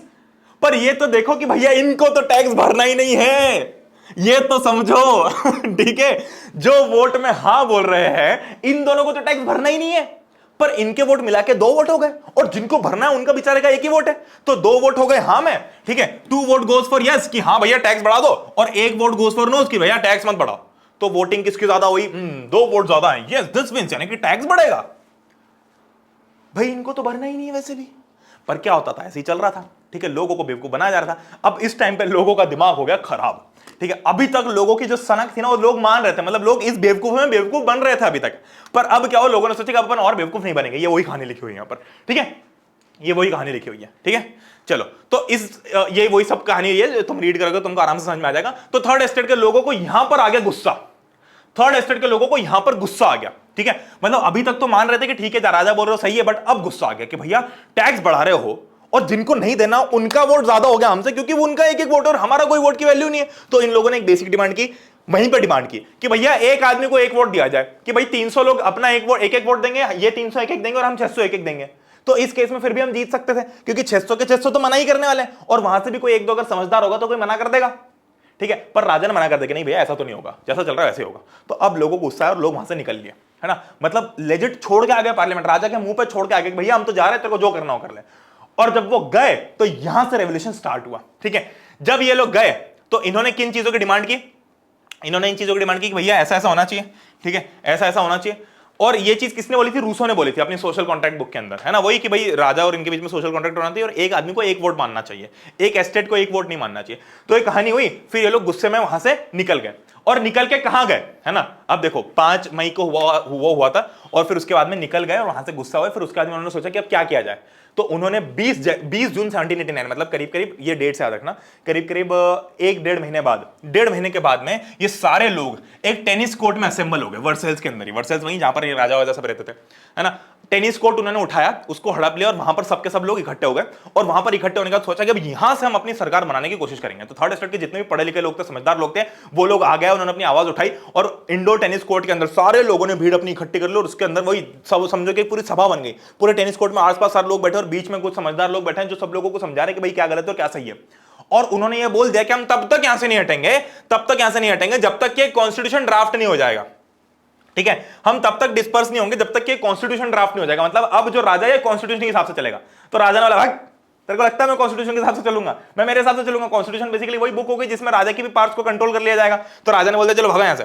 तो लोगों ने इनकी बात, मतलब राजा ने इनकी बात सुनी नहीं और ये लोग वापस निराश हो गए। अच्छा, इनके लीडर कौन थे? देखो, ये जो थर्ड स्टेट के लोग वहां पर बैठे थे, इनके जो लीडर थे मीरा थे, ये खुद सेकंड स्टेट का व्यक्ति था, बट ये थोड़ा समझदार था। इसको पता था कि भाई अपने लोग गलत काम कर रहे हैं, मतलब ये खुद नोबिलिटी का होते हुए भी इनका साथ दे रहा था। और एबेसियस, ये फर्स्ट स्टेट का था, है ना, ये भी साथ में इनके खड़ा हुआ था उस टाइम पे, ठीक है। ये भी प्रीस्ट था पर फिर भी खड़ा हुआ था, ठीक है। अब इस समय बाकी के फ्रांस में क्या हो रहा था वो भी देख लेते हैं, है ना। ये जब समय चल रहा था, जब इंडो टेनिस कोर्ट के अंदर बैठे हुए हैं और ये बोल रहे कि हम तब तक नहीं जाएंगे जब तक एक कॉन्स्टिट्यूशन नहीं बना लेते, और बिल्कुल लोग पागल हो रहे हैं। उस टाइम पे बाकी के फ्रांस में क्या चल रहा था? बाकी के फ्रांस में, पूरे फ्रांस में जब, अच्छा ये एक चीज बताता हूं कि ये लोगों ने अपने आप को नेशनल असेंबली बुलाना चालू कर दिया, ठीक है। They declared themselves as National Assembly, ठीक है। ये जो थर्ड स्टेट के लोग इकट्ठे हुए थे टेनिस कोर्ट के अंदर, इन्होंने बोल दिया कि भाई हमारा नाम से नेशनल असेंबली होगा, ठीक है। चलो, अब बाकी फ्रांस में क्या हो रहा था? देखो, बाकी फ्रांस पूरा टर्मोइल यानी कि कंफ्यूजन में था कि भाई अब करना क्या है, हो क्या रहा है, हमको समझ में नहीं आ रहा। राजा राज करेगा, थर्ड स्टेट वाले राज करेंगे, कौन राज करेगा, हम लोगों का क्या होगा, गरीब लोगों का क्या होगा, पेजेंट्स का क्या होगा, इन सब का क्या होगा, ठीक है। अब समस्या क्या हुई? उसी टाइम पे एक बहुत ही भयंकर विंटर आया, बहुत गंदी ठंड आई, और उस ठंड के कारण जो भी प्राइसेस थी ना फूड ग्रेन्स की, वो बहुत बढ़ गई। तो आम जनता खरीद नहीं पा रही थी, और बड़ी सिंपल सी बात है, जब खरीद नहीं पा रही थी तो लोग इतने पागल हो गए थे कि उन्होंने जो ब्रेड की दुकानें हैं, है ना, वहां पर तो रोटी नहीं चलती, वहां पर ब्रेड चलते थे, तो बेसिक ब्रेड खाते थे रोज, तो ब्रेड की दुकानों को लूटना चालू कर दिया, लोग उसके ऊपर हड़पना चालू कर दिया, अंदर धक्का मुक्की कर दिया, और बिल्कुल ऐसे सारे जो ग्रेन्स थे, सारे जो उनके फूड वाले जो जितने भी दुकानें थी, बेकरी शॉप्स, उन सबको लूट लिया। और इसी टाइम पर भी राजा की फट गई, राजा ने बोला कि भैया लोग जो है वो पगला रहे हैं, ठीक है। तो लोगों को कंट्रोल करने के लिए उसने अपने ट्रूप्स भेज दिए, मतलब अपनी सेना भेज दी कि भाई इनके ऊपर करो लाठीचार्ज और इनको भगाओ ऐसे, जो क्या लूटपाट मचा रखी है, क्या फालतू नाटक चल रहा है यहाँ पे, ठीक है। तो राजा का दिमाग खराब हो गया। अब हुआ क्या? 14 जुलाई को, अब ये सारी कहानी चल रही थी, है ना। तुम इमेजिन करो, नेशनल असेंबली वहां बैठी हुई है इंडो टेनिस कोर्ट में, वो वहां पर कुछ कुछ बना रहे हैं। बाकी पूरे फ्रांस में ठंड के कारण पैसे ही नहीं बचे, और फूड के प्राइसेस इतने बढ़ गए कि लोगों के पास पैसे ही नहीं थे कि ब्रेड खरीद पाए। तो जितनी भी औरतें थी जो लाइन में खड़ी हुई थी, बड़ी बड़ी लाइनों में खड़ी हुई थी बेकरी शॉप्स के बाहर, तुम सोचो जैसे नोटबंदी हुई थी हमारे यहाँ पे, तो कैसे एटीएम के बाहर इतनी लंबी लाइन लगी थी, वैसे हमारे तो सभ्यता से लगी थी, बट वहां पर ऐसी बड़ी बड़ी लाइनें लगी हुई हैं, और दिमाग खराब हो गया, लूटने लग गए। तो राजा का दिमाग खराब हुआ कि भाई पागल हो गए लोग, किसी दिन हमारे पास आ जाएंगे तो इनको तो मारो, लाठीचार्ज करो। अब हुआ क्या? ये 14 जुलाई के आसपास की बात है ना, जो मैं बता रहा हूं। अब इससे हुआ क्या कि लोगों को लगा कि ये जो है दिस इज प्रोवोकेशन मतलब कि अभी हमको जगा रहे हैं, मतलब अब इन्होंने चिंगारी, ये मौका ही ढूंढ रहे थे कि ये कुछ करे, बस राजा अब कुछ करे, हम इसको फोड़ देंगे। तो इनको समझ में आ गया भाई अब इसने कर दी गलती, इसने अपनी सेना भेज दी। अब लोगों का हो गया दिमाग खराब, तो सब लोगों ने क्या किया कि जाके बेस्टिल का एक प्रिजन था, है ना, बेस्टिल नाम का एक प्रिजन था, एक जेल थी, उसको लोगों ने तोड़ दिया ठीक है। अब देखो, लोगों को कुछ तो करना था भाई, लोगों के अंदर गुस्सा था, लोगों को चाहिए था कि भाई अपन कुछ तो करेंगे, राजा की कुछ तो बात टालेंगे, मतलब से स्टार्ट करेंगे। तो उन्होंने स्टार्ट कहां से की? इन्होंने स्टार्ट की एक प्रिजन को तोड़ दिया, ठीक है, एक जेल को तोड़ दिया, और वहां के जितने भी कैदी थे उन सबको बाहर निकाल दिया। ऑब्वियस बात है, कैदी जो थे वो राजा ने कैदी बनाया था, तो राजा को बस राजा की बात को उल्टा पुल्टा करना है, तो कैदी निकाल लिया वहां से। और पता चला बाद में कि सिर्फ 7 कैदी निकले यहां से। उनको लगा था कि बहुत बड़ा प्रिजन होगा, लाखों लोग, हजारों लोग होंगे इसके अंदर, पर 7 ही निकले उसमें से। पर इसी बहाने जो थर्ड स्टेट के लोग हैं उनको यहां पर गन्स मिल गई, बंदूक मिल गई, तो वे लड़ाई करने के कैपेबल हो गए, ठीक है। अब कंट्री साइड में क्या हुआ? कंट्री साइड मतलब वो एरिया होता है जैसे कि आपकी ये पूरी कंट्री है ना, इस कंट्री के जो साइड के पोर्शन है इनकी बात चल रही है ना। होता क्या था कि यहां तक कोई भी न्यूज बहुत लेट पहुंचती थी, क्योंकि कोई भी कहानी हो रही है, जैसे कि अब यहां पर वर्सेल्स है, यहां पर कोई कहानी हो रही है ना। अब यहां पर जो लोग हैं वो बैठे हुए हैं पूरे फ्रांस को आजाद कराने के लिए, और ये बहुत दूर है, मतलब यहां से 300 400 500 600 800 किलोमीटर दूर कुछ जगह। तो यहां पर लोगों को न्यूज नहीं पहुंच, व्हाट्सएप तो था नहीं, तो यहां पर लोग अलग ही फील में जी रहे होते थे, मतलब इनको अलग ही कुछ ना कुछ रूमर्स आते थे और कुछ ना कुछ अफवाह आती थी, और उस हिसाब से जी रहे होते थे। हुआ क्या कि अब हमेशा, इनफैक्ट इंडिया के अंदर भी ये होता था, इंडिया के भी अंदर भी 10th में एक चैप्टर है नेशनलिज्म इन इंडिया, उसके अंदर भी होता था कि जो कंट्री साइड का एरिया था वहां पर एक अलग ही न्यूज चल गई कि गांधी जी ने बोला है कि भैया टैक्स भरना बंद करो। तो गांधी जी ने बोला ही नहीं, जबकि वो बोले मैंने कब बोला भाई, तुमको मन से देख रहे हो तुम लोग, तो ठीक है। तो ऐसी बहुत सारी चीजें होती कंट्री साइड में, क्योंकि वहां तक इंफॉर्मेशन सही से पहुंच नहीं पाती। तो यहां पर रूमर्स क्या पहुंच गई कि जो लॉर्ड्स ऑफ द, अब देखो नाम मैं बता देता हूं, तुम कंफ्यूज होते हो। लॉर्ड्स ऑफ द मेनर, इसका मतलब क्या है? इसका मतलब क्या है? कुछ नहीं, जमींदार जिनकी जमीन है ना। इन्होंने क्या किया है? दे हायर्ड, यानी कि इन्होंने सुपारी दी है, सुपारी देते हैं ना जैसे अपने आप मारने की, तो इन्होंने किसको सुपारी दी है? बैंड्स ऑफ ब्रिगेड्स को। ये क्या भैया? बैंड्स ऑफ ब्रिगेड्स बेसिकली गुंडे, है ना, गुंडों का थोड़ा अच्छा शब्द, गुंडे। इन्होंने गुंडों को हायर किया है और बोला है कि जितनी भी फसलें हैं इसको खराब कर दे, डिस्ट्रॉय देयर क्रॉप्स। तो जो वहां के किसान लोग हैं जिन्होंने इतनी मेहनत से क्रॉप्स उगाए हैं, उन लोगों की फट गई रातों रात, है ना। किसी ने आके बोल दिया, सुन सुन सुन, उठ, क्या कर रहा, सो क्या रहा, पागल है क्या हुआ है? अरे वो जो राजा है ना, वो जो जमींदार आदमी है ना, उसने जो तेरा पूरा अपनी जो पूरी फसल उगाई ना, पूरे गांव वाले ने मिलके उसको पूरा काटने के लिए गुंडे बुला लिए, उठ जा फटाफट। है क्या बात कर रहा है? सब उठे, सब ऐसे गांव के लोग इकट्ठा हुए, सब लोग पागल हो गए, सब अफवाह थी, कुछ नहीं था, अफवाह थी, पागल हो गए। बोले भाई अपनी क्रॉप सब इतनी मेहनत हो गई, क्या करें क्या करें भाई, समझ नहीं आ रहा, जल्दी बताओ, तुम बताओ, सरपंच जी आप बताओ, अरे आप बताओ, अरे आप बताओ, अरे आप बताओ। एक काम करते हैं, इनको ही लूट लेते हैं चल के, ठीक है, सबसे बढ़िया काम। दिमाग खराब था सबका, तो सबने क्या किया, सबने अपने पास से ये उठाया, एक फावड़ा उठाया और एक ये इस टाइप के जो टूल होते थे ना जिससे वो खेतीबाड़ी करते थे, ये दोनों उठाया और चल दिए। ये होता है बेसिकली बैंड ऑफ ब्रिगेड्स, ये गुंडे दिख रहे हैं है ना, तो गुंडे ये हैं, ठीक है। तो अब ये अफवाह थी, ये आने नहीं वाले थे सच में, बट लोगों ने अपने हथियार इकट्ठे किए और बोला कि इससे पहले कि गुंडे आए, अपन चल के जितने भी, इसको शैटो बोलते हैं है ना, अब तुमको याद नहीं रहे तो शैटियोक्स कर लो, शैटो बोल देते हैं, ठीक है। शैटो वो जगह है जहां पर जो वहां का, जैसे अब जैसे राजा है तो राजा सब जगह तो रहता नहीं है, तो उसने अपने अपने सूबेदार रख रखे, मतलब उस एरिया का जो कंट्रोलिंग पावर है, जैसे कि भाई मान लो कि वहां का जो कलेक्टर होगा उस टाइम पे, तो उस कलेक्टर के घर पे चले गए लोग है ना, और उसके घर को लूट लिया, ठीक है। ये लेके गए और बिल्कुल लूट लिया उसके घर को। अब कंट्री साइड में क्या वही चीज है ना, हुआ क्या कि उन्होंने पूरा लूट लिया, और जितने भी डॉक्यूमेंट्स है ना, डॉक्यूमेंट्स मतलब जितने भी कागज थे जिसके ऊपर लिखा हुआ था कि अच्छा शर्मा जी से 15,000 का उधार लेना है, वर्मा जी से 80,000 का लेना है, और ये प्रणय चौहान से 5 लाख का उधार वापस लेना है, ओ माय गॉड, चलो इनसे उधार। मतलब उन्होंने एक डॉक्यूमेंट बना रखा होगा जिसमें सब लिस्ट होगी कि किससे कितनी वसूली करनी है। तो जो लोग जब उनके घर में गए लूटने के लिए, तो लोगों ने क्या किया कि ऐसे जो डॉक्यूमेंट्स, ऐसे जो किताबें थे उनको जला दिया, पता ही नहीं चलेगा आप किसने कितना लोन ले रखा है, तो भाई सब जला दिया लोगों ने, ठीक है। तो जितने, अच्छा ये वही देखो मेमोरियल ड्यूज, मेमोरियल ड्यूज मतलब वही कि कितना लोन बाकी है, उनके जो डॉक्यूमेंट्स थे उन सबको जला दिया, ठीक है। अब जो बड़े बड़े नोबल्स थे भाई वो तो भाग गए। अब मान लो कि मैं एक बड़ा आदमी हूं है ना, मेरे परिवार में हम सो रहे हैं रात में, और रात में लूटपाट चालू हो गई, लोग आ रहे हैं बिल्कुल घर जला रहे हैं, फेंक रहे, तो मैं चुपचाप पतली गली से निकल लूंगा, लड़ने थोड़ी जाऊंगा वहां पे अकेले पागल गांव वालों से, ठीक है। तो लोग वहां से निकल लिए बहुत सारे, ठीक है। अब लुई 16 की फट गई, बोला कि भाई अपने लोगों के साथ, मतलब आके कंप्लेंट की होगी इसको सूबेदार लोगों ने है ना, जो इसके काम करते, बोले राजा साहब ये हम आपके लिए काम करते हैं और आप देख लो कैसे हो रहे हो, और आप हमारी प्रोटेक्शन के लिए कुछ कर ही नहीं रहे हो। तो लुई 16 की भाई फट गई उस टाइम पे कि अगर इनके साथ करें तो किस दिन मेरे घर पे भी आ जाएंगे, ठीक है। तो इन्होंने नेशनल असेंबली को फाइनली रिकॉग्नाइज किया कि हाँ भाई तुम लोग सही हो, और बोला कि चलो ठीक है मैं अपनी पावर को एक कॉन्स्टिट्यूशन से लिमिट करवा दूंगा, मतलब उन्होंने कॉन्स्टिट्यूशन बना ली और बोले कि हम इससे पावर को लिमिट कर देंगे। तो यहां से इनकी नेशनल असेंबली की जीत हो गई थोड़ी सी, ठीक है। अब नेशनल असेंबली की बाद में क्या क्या चीजें हुई, तो सबसे पहले तो इन्होंने डिक्री, बेसिकली होता है लॉ है ना, तो इन्होंने एक ऐसा लॉ पास किया जिससे जितना भी feudal system of obligation and taxes है, फ्यूडल सिस्टम मतलब कि जो जन्मजात सिस्टम है कि भैया थर्ड स्टेट वाले टैक्स भरेंगे, फर्स्ट सेकंड नहीं भरेंगे, तो ऐसे सिस्टम को इन्होंने खत्म कर दिया, इसको एबॉलिश कर दिया, ठीक है। फिर क्लरी जो थे यानी कि जो चर्च वाले थे उनको भी अपने प्रिविलेजेस देने पड़े, मतलब क्लरी, देखो लड़ाई किससे हो रही थी, राजा से, राजा किसका, सेकंड स्टेट का है ना, फर्स्ट स्टेट वाले तो चर्च के लोग हैं, उनको भी फोर्स किया गया क्योंकि अब भैया थर्ड स्टेट वाला पावर में आ रहा था, ठीक है। फिर धीरे धीरे करके जितने भी चर्च के जितने भी लैंड थे, चर्च ने बहुत सारे लैंड ओन कर रखे थे, मतलब चर्च के नाम पे इतनी बड़ी बड़ी जमीनें थी जो क्लरी के लोग यूज कर रहे थे, वहां पे अपने अपने बंगले बना के बैठे हुए थे, वो सारे रिकवर किए गए और पता चला कि हम इनको 2 बिलियन लिवरेज के एसेट्स मिले हैं, है ना। मतलब जब हमने सारी वसूली की, सारे जमीन जायदाद इनकी वापस हड़ा ली थर्ड स्टेट वालों ने, तब थर्ड स्टेट वालों को रियलाइज हो कि भाई 2 बिलियन लिवरेज दबा के बैठे हुए थे अपने नीचे, तब उनकी इतनी वसूली हुई थी उस टाइम पे, ठीक है। अब फ्रांस यहां पर बन जाता है कॉन्स्टिट्यूशनल मोनार्की। कॉन्स्टिट्यूशनल मोनार्की क्या होता है कि भाई राजा राज करेगा, बट इस राजा की पावर एक कॉन्स्टिट्यूशन द्वारा कंट्रोल्ड होंगी, ऐसा मन बत्ती नहीं कर सकता है कुछ भी जो इसकी इच्छा हो, ठीक है। तो 1791 के अंदर इनका ड्राफ्ट पूरा हुआ और जो मोनार्की पावर से उनकी लिमिट हो गई, ठीक है। अब एक ही आदमी के पास पावर नहीं है, अलग अलग इंस्टीट्यूशंस पावर डिवाइड हो गई, लेजिस्लेटर, एग्जीक्यूटिव और जुडिशरी। अब फटाफट मुझे कमेंट्स में बताओ कि लेजिस्लेचर, एग्जीक्यूटिव और जुडिशरी इसका आइडिया किसने और कौन सी किताब में दिया था, फटाफट मुझे कमेंट्स में बताओ पॉज करके कि कौन व्यक्ति था जिसने ये लेजिस्लेचर, एग्जीक्यूटिव और जुडिशरी का आइडिया दिया था। अब उसका आइडिया फॉलो हो गया, पर किसने आइडिया दिया था बताओ, ठीक है।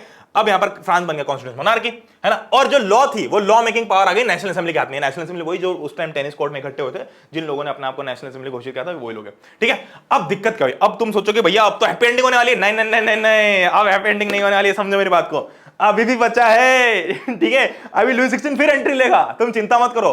तुमको क्या लगता है लुई 16 को अच्छा लग रहा होगा अपनी पार्लियामेंट कराएगा? भाई उसको तो लग रहा होगा, उसका तो खून खोल रहा होगा कि मैंने राज किया और अब इन गधों की बात सुनूं मैं, ठीक है। तो ये सारी कहानी चलती रही, ठीक है, ये सब कहानी चलती रही। अब इसी के साथ में हुआ क्या कि वोट कौन देगा भैया, है ना। भाई नेशनल असेंबली के अंदर जो इलेक्शन होंगे छोटे मोटे, या जिनके अंदर भी लोग ऊपर आएंगे, तो वोट कौन देगा? तुम बोलोगे भैया सब लोग देंगे, 18 साल के ऊपर इतनी मेहनत से लड़ाई की तो सब लोगों को इक्वल राइट्स मिलेंगे। ऐसा नहीं था। वोट किसको देने का अधिकार तो पता है?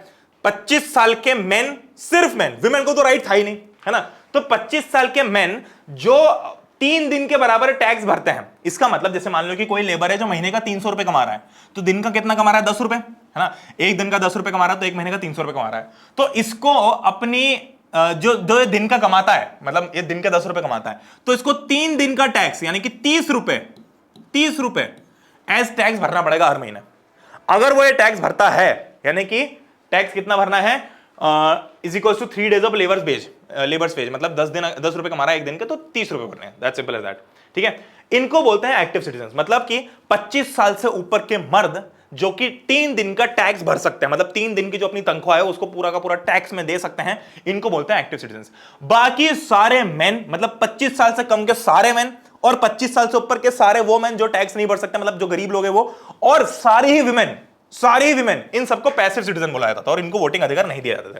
ठीक है, तो अभी तक भी पूरी लड़ाई खत्म नहीं होती। अब तुम जैसा गैस कर पा रहे हो कि हाँ भाई बिल्कुल सही गैस कर रहे हो कि लड़ाई जो है वो इक्वालिटी की है। ठीक है, चलो अब कॉन्स्टिट्यूशन क्या, ये जो इन्होंने कॉन्स्टिट्यूशन बनाई थी इसमें declaration of rights of man and citizen से स्टार्ट होती है और ये पूरी कहानी लिखी रहती है कि कैसे सबको फ्रीडम ऑफ स्पीच मिलना चाहिए, फ्रीडम ऑफ ओपिनियन मिलना चाहिए, इक्वालिटी ऑफ लॉ होनी चाहिए, राइट्स बाय बर्थ नहीं होने चाहिए, है ना, और duty of the state to protect citizens natural rights. तो ये सब वही सारी बातें, ये सब पहले पेज पे लिखी हुई थी कॉन्स्टिट्यूशन के। ठीक है, चलो अब France abolishes monarchy and becomes republic, तो ऑल टुगेदर पूरी की पूरी, है ना, अभी तक हम क्या देख रहे हैं कि फ्रांस एक कॉन्स्टिट्यूशन मोनार्की बना है। अब हम देख रहे हैं कि मोनार्की हट जाएगी, मतलब राजा को उठा के फेंक ही देंगे। अभी तक राजा था ऊपर, पर अब हम राजा को उठा के फेंकने वाले। कैसे फेंकेंगे, देखो हुआ क्या कि फ्रांस के अंदर जो आगे चल के जो साल है ना वो पीसफुल नहीं थे, उसके अंदर कुछ ना कुछ टेंशन था। क्यों?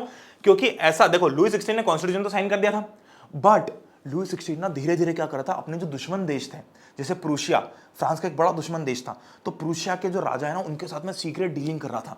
क्या डीलिंग कर रहा था वो बोल रहा, उसने, समझो मेरी बात को, है ना, ये फ्रांस है, ये प्रूशिया है ना, ये लुई 16 गया धीरे से प्रूशिया के राजा के पास, उसने बोला कि आप एक काम करो, आप मेरी ही कंट्री पे अटैक करवा दो, मेरी कंट्री पे अटैक करवा दो। राजा है यहाँ का, राजा होने के बावजूद पास वाली कंट्री को बोल रहा है कि आप मेरी कंट्री पे अटैक करवा दो और किसी को पता मत चलने दो और अटैक करवा दो, और अटैक करके मुझे मेरी कंट्री मेरे हाथ में सौंप दो वापस, ताकि ये कॉन्स्टिट्यूशन हट जाए और मैं अपने हिसाब से राज करूं। सोचो तुम, अपने ही देश के ऊपर वो अटैक करवाना चाह रहा था पावर के लिए। ठीक है, अब तुम सोचोगे भैया प्रूशिया वाला क्यों करेगा ये रिस्क, क्यों लड़ने जाएगा फालतू में? तो उसका सिंपल सा रीजन था कि भाई जो फ्रांस के अंदर हो रहा था ना, उसके कारण पूरे यूरोप के जितने भी राजा महाराजा थे, जितनी भी 10-12 कंट्रीज के राजा महाराजा थे, उन सब की फट गई कि अगर ये फ्रांस में हो सकता है तो किसी दिन हमारे यहाँ भी हो सकता है ना। हमारे यहाँ के लोग अगर पागल हो गए तो हमको भी उठा के फेंक देंगे, जैसे लुई भाई को फेंक दिया। तो लुई 16 के साथ में सारे राजा खड़े हो गए। लुई 16 को बोला कि भैया हमारे देश में नहीं होना चाहिए। तो फिर प्रूशिया के राजा ने भी सोचा कि भाई एक एग्जाम्पल सेट हो जाएगा कि अगर हमने आपके देश के अंदर वापस आपको पार दिला दी तो फिर बाद में किसी की हिम्मत नहीं होगी। तो बहुत खून खराबा करो और बहुत लोगों को मारो और बस लोगों को ये आइडिया लग जाए कि भाई राजा के ऊपर नहीं जाना किसी को भी, तो सारी कंट्रीज में एग्जांपल पता चल जाएगा, तो लोग बिल्कुल ठंडे पड़ जाएंगे कि भाई देखो फ्रांस में लोगों ने ट्राई किया था बट कैसी हालत हो गई उनकी, है ना। तो ये एग्जाम्पल सेट करना था। ठीक है, पर हुआ क्या कि अप्रैल 1792 में, इससे पहले कि प्रूशिया के लोग अंदर आते हैं, प्रूशिया की जो आर्मी है वो अंदर आती है, ये जो नेशनल असेंबली थी इसने अपनी आर्मी पहले ही भेज दी और पहले ही अटैक करा दिया। ठीक है, तो पहले ही प्रूशिया और ऑस्ट्रिया इन दोनों के अगेंस्ट वॉर डिक्लेयर कर दिया।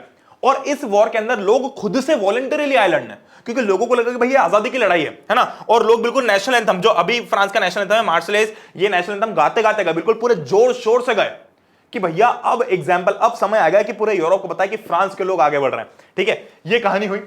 ये देखो, ये फ्रांस है, ये प्रूशिया, ये ऑस्ट्रिया है। तो यहां पर ऐसी पूरी लड़ाई हुई और इसको पूरा अपने कब्जे में लेने के लिए चले गए। इससे पहले कि वो लोग आते अंदर, इन लोगों ने अपने बंदे भेज दिए वहां से। ठीक है, ऐसी कहानी हुई। ठीक है, अब हुआ क्या कि भाई देखो, जब भी वॉर होता है तो नुकसान तो होता है, और इस टाइम वॉर के अंदर जो आम जनता थी वो पार्ट ले रही थी, थर्ड स्टेट वाली, तो बहुत नुकसान हुआ, है ना। लोग, क्योंकि जो जितने भी मेन थे वो तो वॉर लड़ने चले गए, तो यहाँ पर जो घर संभालने की रिस्पॉन्सिबिलिटी सारी वुमेन की थी, तो घर चलाने का काम, बच्चों को संभालना, सब कुछ करना वुमेन ने काम किया है। वुमेन ने बहुत इंपॉर्टेंट रोल प्ले किया फ्रेंच रेवोल्यूशन के अंदर। ठीक है, ये सारी चीजें हुई, पर फिर भी उन लोगों को वोटिंग राइट्स नहीं मिले, तो उन लोगों को बुरा तो लगा था। ठीक है, और बहुत सारे लोगों को लगा था कि भाई अभी भी रेवोल्यूशन खत्म नहीं हुआ है। क्यों रेवोल्यूशन खत्म नहीं हुआ? क्योंकि अभी तक वोटिंग राइट सबको नहीं मिले, वोटिंग राइट सबको मिलना चाहिए। तो लोगों को लगा कि नहीं, अभी भी लड़ाई जारी है। ठीक है, तो कॉन्स्टिट्यूशन ऑफ 1791 भले ही बन गया था, बट उसके अंदर वोटिंग राइट सबको नहीं मिले थे, तो अभी भी लड़ाई जारी है। ठीक है, अब इसी टाइम पे अलग अलग टाइप के पॉलिटिकल क्लब्स आ रहे थे। पॉलिटिकल क्लब्स मतलब समझ लो कि अलग अलग टाइप के, जैसे इंडिया को आजाद कराने के लिए कैसे अलग अलग क्लब्स थे, है ना, जैसे कांग्रेस है या आजाद हिंद फौज है, या फिर सब लोगों की अपनी अलग अलग फौज है, अपने अपने अलग अलग उन्होंने क्लब्स बना रखे हैं जो अपने तरीके से ट्राई कर रहे हैं देश को आजाद करने का। वैसे बहुत सारे पॉलिटिकल क्लब्स थे। जिसमें सबसे पॉपुलर नाम था जैकोबिन। जैसे हमारे केस में भाई इतने सारे क्लब थे, बट सबसे जो प्रोमिनेंट नाम रहा है वो हिस्ट्री में अभी तक वो कांग्रेस का रहा है। कांग्रेस मतलब अभी पार्टी की बात नहीं कर रहा मैं किसी, उस टाइम पे जब देश को आजाद कराना था तो Congress was sort of a club only, जहां पर लोग मिलके अंग्रेजों को खिलाफ लड़ रहे थे। It was never supposed to be a political party और वहां से कोई प्राइम मिनिस्टर बने ऐसा कुछ भी हो, बट उस टाइम तो क्लब था ना वैसे ही। अभी इसमें भी सबसे पॉपुलर क्लब था जैकोबिन, ठीक है। अब जैकोबिन क्लब के जो फाउंडर थे उनका व्यक्ति का नाम क्या था, रॉबर्टस्पियर, ठीक है, अभी बताऊंगा। अब हुआ क्या, जैकोबिन क्लब का जो लीडर था वो था मैक्सिमिलियन रॉबर्टस्पियर, ठीक है। जैकोबिन क्लब के अंदर कौन से लोग थे, है ना, जैकोबिन एक क्लब है। देखो क्लब क्या होता है बेसिकली कि पूरे देश में कहीं ना कहीं आजादी की लड़ाई चल रही है। अब मैं मैक्सिमिलियन रॉबर्टस्पियर हूं, मैंने सोचा कि यार कहीं ना ये जितने भी अंडर प्रिविलेज लोग हैं इनको अभी भी वोटिंग राइट्स नहीं मिले, तो इसकी अभी भी कंप्लेन है कि तुमने भले ही कॉन्स्टिट्यूशनल मोनार्की बना दिया बट मेरे लोगों को वोटिंग राइट्स कौन देगा, जो गरीब आदमी है, जो औरतें, इनको वोटिंग राइट्स तो चाहिए ना। तो मैं मैक्सिमिलियन रॉबर्ट्स में खड़ा हुआ, मैंने सोचा कि सारे लोग मेरे साथ इकट्ठे हो जाओ, जो भी मेरे साथ इस लड़ाई में पार्ट लेना चाहते हैं आ जाओ सब। तो सब लोगों ने इकट्ठा होकर सब लोगों ने पार्ट लिया, और जो अब इसके अंदर कौन पार्ट लेगा, ऑब्वियसली गरीब लोग लेंगे जिनको पहले वोटिंग राइट्स नहीं थे, जिनको मिल गया, जो नेशनल असेंबली में ऊपर हाइट पे, वो तो भाई सरकार में पहुंच गए ना, वो तो पावरफुल हो गए, ठीक है। देखो हमेशा ना एक चीज समझो कि पावर जो है वो आदमी को भ्रष्ट करप्ट कर ही देती है, ठीक है। जब भले कोई कितना भी अच्छा आदमी हो, जब भी ये पावर में आया, अब ये भी जब पावर में आएगा ना तो देखना है बदल जाएगा। नेशनल असेंबली के लोग पावर में आए, बदल गए थोड़े थोड़े, है ना, औरतों की तरफ ध्यान ही नहीं दिया बिल्कुल भी, जो गरीब लोग थे उनकी तरफ ध्यान नहीं दिया बिल्कुल भी, कॉन्स्टिट्यूशनल मोनार्की बना ली और बैठ गए ऊपर जाके, जो पढ़े लिखे थर्ड एस्टेट के भी जो अमीर लोग थे वही बैठे, तो गरीबों का कोई नहीं सोच रहा था। तो ये रॉबर्टस्पियर एक मसीहा बन के आया, है ना, और इसने जितने भी ऐसे छोटे शॉपकीपर्स हो गए, आर्टिसंस हो गए, जूते मूते बनाने वाले हो गए, इन सब लोगों को इकट्ठा किया और बोला कि भाई हम लोग इकट्ठा होंगे। अब इनका एक बेसिकली ड्रेस कोड था, इन्होंने ड्रेस कोड कैसा पहनना लगा, इसको बोलते हैं दोज विदाउट नी ब्रीचेस, ठीक है। नी ब्रीचेस के बिना जो कपड़े होते हैं उससे ये अलग है, क्योंकि नोबल्स नी ब्रीचेस पहनते थे। नी ब्रीचेस मतलब जो नी के ऊपर ऐसा वो होता था, समझो एक पट्टा होता था, एक लेदर का एक वो स्टिच होता था, जिससे जो पहले अमीर लोग होते थे इंग्लिशमैन, उनके जो शर्ट होते थे वो यहाँ पर एक स्टिच लगी होती थी ना, ऐसे ब्राउन कलर की, है ना, भाई ये पूरा शर्ट है मेरा, है ना, यहाँ तक का शर्ट है और यहाँ पर एक स्टिच लगी हुई है, तो उसको नी ब्रीच बोलते, वो नी पे भी लगा होता था। तो उसके बिना इन्होंने डॉक वर्कर्स इस टाइप के कपड़े पहनना चालू किया। मतलब जैकोबिन जो थे वो बिल्कुल ही नोबल्स के अगेंस्ट काम करना चाहते थे, है ना, नोबल्स नी ब्रीचेस पहनते थे, तो उन्होंने बोला कि अपने लोग नी ब्रीचेस नहीं पहनेंगे, तो इस टाइप के स्ट्रिप्ड पैंट्स पहनते थे। ये कौन पहनते थे, डॉक वर्कर्स, है ना, इस टाइप के कपड़े डॉग वर्कर्स पहनते हैं। डॉग वर्कर्स कौन होते हैं भाई, जो डॉग पे काम करते हैं, है ना, मतलब जो मछली वछली पकड़ के लाते हैं, और वो जो डॉग पे काम करते हैं ना, जो बिल्कुल पोर्ट होता है जहां पर शिप आती है और उसमें से मछलियां निकालते हैं, तो उस टाइप के कपड़े पहने। क्यों पहने, क्योंकि वो दर्शाना चाहते थे कि हम इस कैटेगरी के लोगों के लिए बने हुए हैं। मतलब डॉग वर्कर एक बहुत ही नीचे लेवल की कैटेगरी के लोग हैं, जहां पर भाई उन लोगों को बेसिक राइट्स नहीं है, वो राजा महाराज तो नहीं, गरीब लोग हैं बेचारे जो वहां पर काम कर रहे हैं, मिडिल क्लास के लोग हैं, लोअर मिडिल क्लास के लोग हैं। तो इस टाइप के कपड़े उन्होंने पहनना चालू किया कि भाई जो भी हमारे क्लब का पार्ट होगा, भले अमीर हो या गरीब हो, उसको ये कपड़े पहनने हैं, ठीक है। अब उन्होंने रेड कैप भी पहनना चालू की। रेड कैप सिर्फ आदमियों के लिए थी, औरतों को रेड कैप पहनना अलाउड नहीं थी। Red cap stand for liberty, ठीक है, लिबर्टी मतलब आजादी, ठीक है। अब आते हैं जैकोबिन्स इंसरेक्शन पे 1792 के अंदर, है ना। देखो कहानी समझते जाओ, है ना, कब से हम स्टार्ट किया, हमने 1774 से स्टार्ट किया, फिर 1789 में एक इंपॉर्टेंट इंसिडेंट हुआ, फिर 1789 से लेके अगले जो 10 साल होंगे उसमें बहुत कुछ होगा। तो 1789 में इंसिडेंट हुआ, 1791 में और 1792 की बात करें, जैकोबिन्स इंसरेक्शन। इंसरेक्शन मतलब क्या होता है बेसिकली कि सरकार में घुस जाना, बिल्कुल, है ना, इंसरेक्ट कर लेना, मतलब कि जो अभी बैठी हुई सरकार है, जो अभी बैठा हुआ, उसको बिल्कुल ओवरथ्रो करके अपना राज जमा लेना। तो जैकोबिन्स इंसरेक्शन बेसिकली ये क्या होता है, देखो हुआ क्या कि जितने भी पेरिशियंस थे, पेरिसियंस मतलब जो पेरिस में रहने वाले लोग थे, जो लोग बहुत गुस्सा थे, फूड के प्राइसेस बढ़ रहे थे। देखो थर्ड एस्टेट के जो अमीर लोग हैं वो तो सब कुछ अफोर्ड कर पा रहे थे, ये तो गरीब ही था जो नहीं कर पा रहा था। तो जैकोबिन्स के अंदर सारे गरीब लोग ही थे, है ना, तो इन लोगों को अंदर बहुत गुस्सा था जब भी फूड प्राइसेस बढ़ रहे थे, ठीक है। हुआ क्या, इन्होंने 10 अगस्त को पैलेस ऑफ ज्वेलरीज को बिल्कुल जाके इसके ऊपर धावा बोल दिया, है ना। देखो जैकोबिन्स इंसरेक्शन मतलब क्या होता है, देखो मैं बताता हूं। अभी तक कहानी चल रही थी, नेशनल असेंबली अभी तक पावर में, है ना। देखो सबसे पहले लुई 16 पावर में है, लुई 16 को हटाने वाला नेशनल असेंबली। अब नेशनल असेंबली आ गई, है ना, लुई 16 थोड़ा सा हट गया, डाउन हो गया, है ना, डाउन हो गया, क्योंकि इसको तो वैसे भी जेल में पकड़ लिया, क्योंकि ये लोगों ने पहले ही प्रूशिया पे उस पर अटैक कर दिया था, तो इसको तो वैसे ही जेल में डाल लिया, मतलब बेसिकली इसके पावर को बिल्कुल ही खत्म कर दिया, है ना।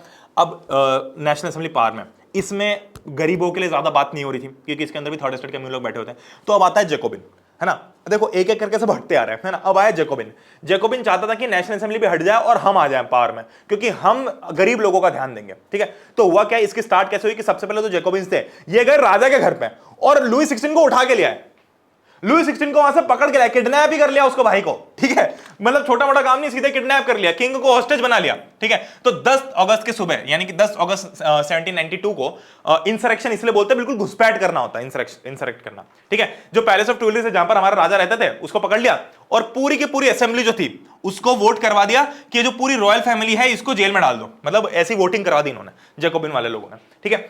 और कुल मिलाकर हुआ क्या कि अब जैकोबिन ने ऑब्वियसली राजा को पकड़ लिया, तो धीरे धीरे करके जैकोबिन ज्यादा पावर में आ गया। मतलब नेशनल असेंबली जो थी ना अभी, वो धीरे धीरे थोड़ी ठंडी पड़ने लगी और जैकोबिन पावर में आने लग गए। तो जैकोबिन्स ने ये रूल बना दिया कि अब से सारे मेन 21 ईयर्स के अबव जो होंगे उन लोगों को वोटिंग राइट्स मिलेगा, बट अभी भी विमेन को राइट नहीं मिला। मतलब अभी गरीबों की तो बात कर ली, बट विमेन की उन्होंने पूरी तरीके से बात नहीं की, ठीक है। तो 21 सितंबर 1792 को क्या हुआ देखो, 10 अगस्त को इन्होंने पहले राजा को पकड़ा, फिर अपने धावा बोल दिया, है ना।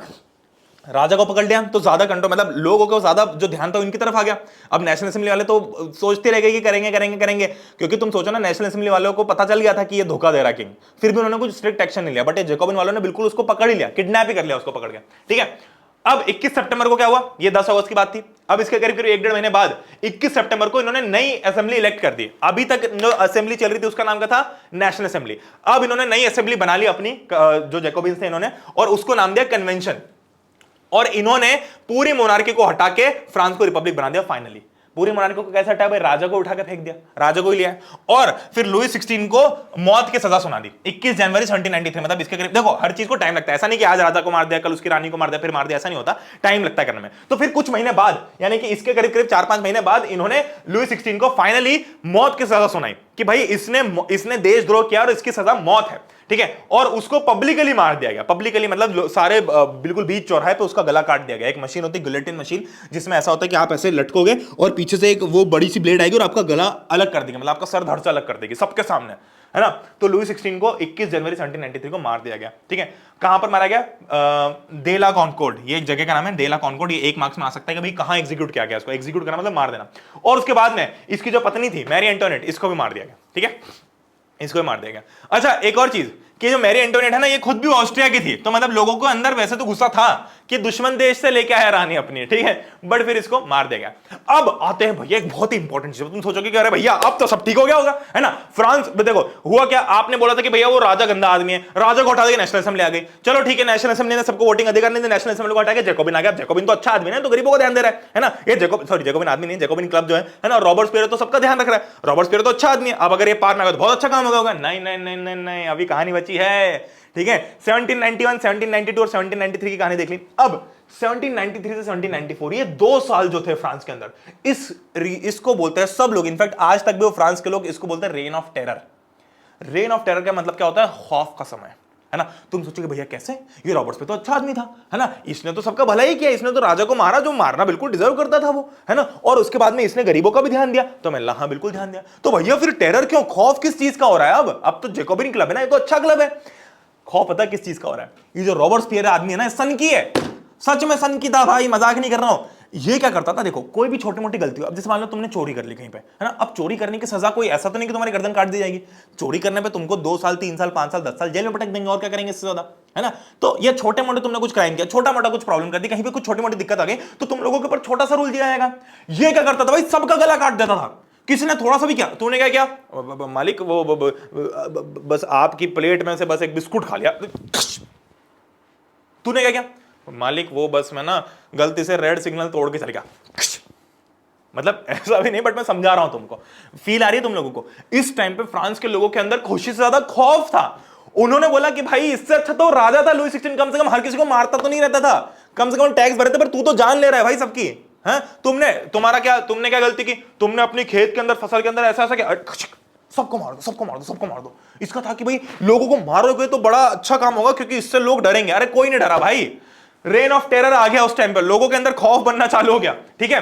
तो इसने क्या किया, हर किसी को जो भी थोड़ा बहुत भी लगता था ना कि जो काम गलत कर रहा है, उसको अरेस्ट कर लेता था उठा के, है ना। और अगर गिल्टी मिलता था तो उनको गुलेटिन कर देता था, जो भी कोर्ट के अंदर, मतलब ऐसा नहीं भाई कोर्ट के अंदर भी आता था वो, ऐसा भी नहीं होता था, बट पनिशमेंट बहुत सीवियर थी। कुल मिलाकर बताने जा रहा हूं कि खराब राजा नहीं था, मतलब खराब एज इन खराब कंट्रोलर यार, खराब एक तरीके से वो नहीं था, ये था सही, बट दिक्कत ये थी कि ये बहुत स्ट्रिक्ट था, बहुत ज्यादा, और लोगों को जमा नहीं, ठीक है। तो इसीलिए अच्छा, इनफैक्ट रॉबर्ट स्पेरी की गवर्नमेंट ने ना बहुत अच्छी चीजें की, अच्छी चीजें तो अच्छी करनी थी, बट स्ट्रिक्ट बहुत था, दिक्कत बस इसकी ये थी, है ना, इसने वेजेस के ऊपर एक सीलिंग लगा दी कि भाई इतने मिनिमम आपको पैसे देने और इतने मैक्सिमम आपको पैसे देने, इससे ज्यादा नहीं दोगे। प्राइसेस के ऊपर मैक्सिमम एक सीलिंग लगा दी कि भाई जो जमीन का प्राइस है, जो इसका प्राइस है, वो उतना ही रहेगा, है ना, जो क्या बोलते हैं अपनी जो उसका प्राइस है, फॉर एग्जाम्पल जैसे गेहूं का प्राइस है, ब्रेड का प्राइस है, तो इतने रहेगा, इससे ज्यादा तुम प्राइस नहीं लोगे, ठीक है ना। मीट और ब्रेड को इसने राशन कर दिया, मतलब राशन शॉप से मिलने लगे, बहुत सस्ते दामों पर लोगों को मिलने लगे, बहुत सस्ते में लोग इसको खरीद पा रहे थे। पेजेंट्स को बोला गया कि भाई इनका जो गेन्स है, पेजेंट्स को बोला गया कि इनके जो ग्रेन्स है वो सिटीज में ट्रांसपोर्ट किए जाएंगे, है ना, और मतलब इसको बिल्कुल फोर्स किया गया कि भाई सिटीज में ट्रांसपोर्ट करने ही करने हैं, और जितने भी लोग हैं वो इसको बिल्कुल राशन शॉप से खरीदेंगे। फिर इसका सबसे इंपॉर्टेंट चीज था कि जितना भी जो मैक्सिमम वो व्हाइट फ्लोर होता था, जैसे अभी जिसको हम थोड़ा मैदा बोलते हैं, जो महंगा वाला जो आटा होता है, उस आटे को इसने बैन कर दिया। इसने बोला कि भाई कोई भी महंगे आटे नहीं खाएगा, सब लोग बराबरी का आटा खाएंगे, और कोई भी ऐसा स्पेशल प्रिविलेज नहीं होगा कि जिसको अलग से महंगे आटे में खाने का मौका मिल रहा है, ठीक है, सब लोग बराबरी का ही खाना खाएंगे और बराबरी का ही आटा खाएंगे, ये ऐसा आटा नहीं खाएंगे, ठीक है। फिर इसने क्या बोला, और बोले कि भाई इक्वालिटी आनी चाहिए, है ना, सब लोगों के अंदर इक्वालिटी आनी चाहिए, पूरा स्पीच की इक्वालिटी, हर चीज की इक्वालिटी की बात की। भाई इसने सब कुछ अच्छी अच्छी चीजें की, इसने काम तो बहुत अच्छा करने की कोशिश की, बट दिक्कत क्या हुई कि अथा स्ट्रिक्ट था, अथा स्ट्रिक्ट, मतलब इतना स्ट्रिक्ट जितने स्ट्रिक्ट की जरूरत भी नहीं थी, उतना स्ट्रिक्ट था, और उसी कारण फिर लोगों ने इसको अपोज किया, और फिर बाद में अल्टीमेटली इसका यह हश्र हुआ कि इसी को ही मार दिया गया, ठीक है, इसी को ही मार दिया गया। एक कहानी को थोड़ा आगे लेके चलते हैं अब जीवन के अंदर, ठीक है। देखो,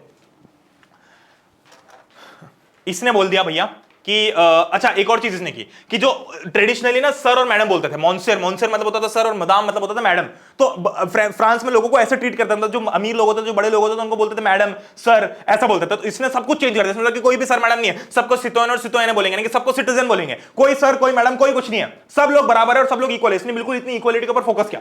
फिर इसने चर्चेस को बंद कर दिया, है ना, और चर्चेस की जो बिल्डिंग थी उसको गवर्नमेंट पर्पसेस के लिए यूज किया, मतलब वहां पे गवर्नमेंट स्कूल बनाया, अस्पताल बनाया, सब कुछ किया। जो चर्च की फालतू बिल्डिंग पड़ी हुई थी उसको उसने यूज करके अपना काम किया वहां पर, ठीक है। फिर रॉबर्ट स्पेरी ने बहुत सारी पॉलिसीज बनाई, बट दिक्कत ये थी कि इसकी जो पॉलिसीज थी वो इतनी रिलेंटलेस थी, यानी कि इतनी ज्यादा स्ट्रिक्ट थी कि उसके खुद के बंदों ने बोला कि भाई थोड़ा तो मॉडरेट रहो। मतलब वो बोलता था कि कल यहां पर स्कूल बन जाना चाहिए। अब कल स्कूल कैसे बनेगा, प्रैक्टिकली पॉसिबल नहीं है ना, तो बहुत रिलेंटलेसली काम करता था और बहुत ही तेजी से काम करता था, और इसी कारण बहुत ज्यादा पनिशमेंट भी देता था, बहुत स्ट्रिक्ट भी था। तो अल्टीमेटली हुआ क्या कि he was convicted by the court, मतलब जुलाई में इसी की सरकार ने, इसी के बंदों ने इसी को कोर्ट में ले गए और इसी को मौत के घाट उतार दिया। तो इसको 1794 जुलाई 1794 में फाइनली रेन ऑफ टेरर खत्म होता है, क्योंकि जो 1793 और 1794 ये जो 2 साल है, जब तक जब तक रॉबर्ट स्पेरी था, तो रॉबर्ट स्पेरी था बहुत अच्छा, मतलब उसने काम अच्छा किया था, बट बहुत भयंकर स्ट्रिक्ट था और बहुत रिलेंटलेस था, उसको बहुत जल्दी चाहिए था सब कुछ, ठीक है। तो अब उसी के रूल्स के कारण, उसी के रूल्स के लिए उसको खुद को ही गुलेटिन होना पड़ा, ठीक है, मतलब उसी के बनाए हुए नियम के कारण उसको खुद का ही गला काट दिया गया, ठीक है। ये देखो ऐसी होती थी गुलेटिन मशीन, जिससे सबको गुलेटिन करता रहता था ना, अब आज ये खुद गुलेटिन हो गया उससे, ये यहां से छोड़ेगा, ये ब्लेड नीचे आएगी और गला कट जाएगा, ठीक है। अब इस टाइम पे भैया अब क्या होगा, अब तो पूरी तलमला गई, है ना। अभी भैया अभी तो लुई 16 आया, फिर नेशनल असेंबली आई, फिर कन्वेंशन आया, मतलब कन्वेंशन किसका है, जैकोबिन वालों का। तो भैया अब जैकोबिन रॉबर्ट स्पेरी को ही मार दिया, जो अच्छा वाला राज कर रहा था, हालांकि स्ट्रिक्ट था वो, तो मार दिया, उसके खुद के रूल से उसको मार दिया, उसी के बंदों ने मार दिया कि भैया इससे शांति चाहिए। अब इस टाइम क्या होगा फ्रांस में, तुम देखो फ्रांस कितना बिल्कुल ऊपर नीचे कैसे रोलर कोस्टर राइड है ना।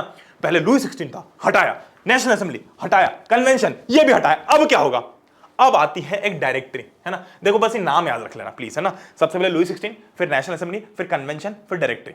डायरेक्टरी क्या होता है, बेसिकली डायरेक्टरी 5 लोगों का एक ग्रुप है। वहां पर सोचा कि भाई अब क्या किया जाए, तो बहुत ज्यादा इंस्टेबिलिटी आ गई, अब समझ ही नहीं आ रहा कि अब करना क्या है। जैकोबिन के जाने के बाद अब करें क्या, हम जैकोबिन क्लब तो ठंडा पड़ गया, अब करें क्या। तो ऐसे में 5 लोगों की एक डायरेक्टरी बनी, जिसने फ्रांस को रूल करना चाहा, मतलब जो 5 सबसे पावरफुल और बड़े बड़े लोग थे, इनफैक्ट जैकोबिन क्लब के इधर उधर के कहीं से भी, वो 5 लोग इकट्ठे और उन्होंने सोचा कि अब हम कुछ नियम बना के अभी थोड़े टाइम तक इस कंट्री को रूल करेंगे, मतलब टेम्पररी रूल करना था उनको, ताकि जब तक कोई भी फर्म सोल्यूशन नहीं मिलता कि क्या किया जाए, तब तक ये 5 लोग मिलकर रूल कर लें। अब इन 5 की भी आपस में नहीं बनी, है ना। 1 2 3 4 3 जगह काम बिगाड़ा होता ना, तो यहां पर तो 5 लोग थे। किसी ने बोला कि भैया ये हो जाना चाहिए, तो 4 ने मना कर दिया। फिर किसी 2 ने बोला कि ऐसा मत करो, तो 3 ने बोल दिया कि नहीं ऐसे करेंगे। तो कुल मिलाकर उन 5 के बीच में आपस में बनी नहीं। और इन्हीं 5 में एक व्यक्ति था नेपोलियन बोनापार्ट, और नेपोलियन बोनापार्ट अभी तक की हिस्ट्री का one of the most powerful ruler था, जिसने सबसे ज्यादा कंट्रीज को कैप्चर किया। तो नेपोलियन बोनापार्ट इन 5 में से ही एक था। हुआ क्या कि इन पांचों के बीच में तिल मिलाहट चल रही थी, है ना, इन पांचों के बीच में कंफ्यूजन चल रहा था। तो इसी इंस्टेबिलिटी का फायदा उठा के, देखो हमेशा एक चीज बताता हूं, हमेशा इतिहास गवाह है कि तभी कोई दूसरा राज करना है जब अभी की सरकार इनस्टेबल हुई हो। जैसे हमारे केस में जब बहुत बड़े बड़े राजा चल रहे थे और बहुत सब कुछ स्टेबल चल रहा था, तब सब कुछ सही था, बट जैसी थोड़ी सी इनस्टेबिलिटी आती ना, तभी जाके कोई दूसरा आता है। वो मौके का फायदा उठाना होता है कि जब पता चलता है ना कि भैया यहां पे है, अपनी जगह बन सकती है, चलो जगह बना लो, तो तभी जगह बनती है, अदरवाइज नहीं बनती। अगर सब कुछ सही चल रहा होता, अगर स्टेबिलिटी होती, अगर पॉलिटिकली कोई कंट्री स्टेबल है, तो उसके ऊपर कभी कोई आके राज नहीं कर सकता, कभी कोई उसके अंदर प्रॉब्लम क्रिएट नहीं कर सकता। अगर कोई कंट्री इनस्टेबल है कि भाई वहां का समझ में नहीं आ रहा, वहां का राजा कौन है, वहां पे कौन रूल कर रहा है और क्या हो रहा है, कुछ भी चल रहा है, तो उस टाइम पे दूसरी कंट्री आ सकती है। जैसे भी पाकिस्तान की जो हालत है, बहुत ही खराब है ना, बहुत ही इनस्टेबल पॉलिटिक्स चल रहा है वहां पे।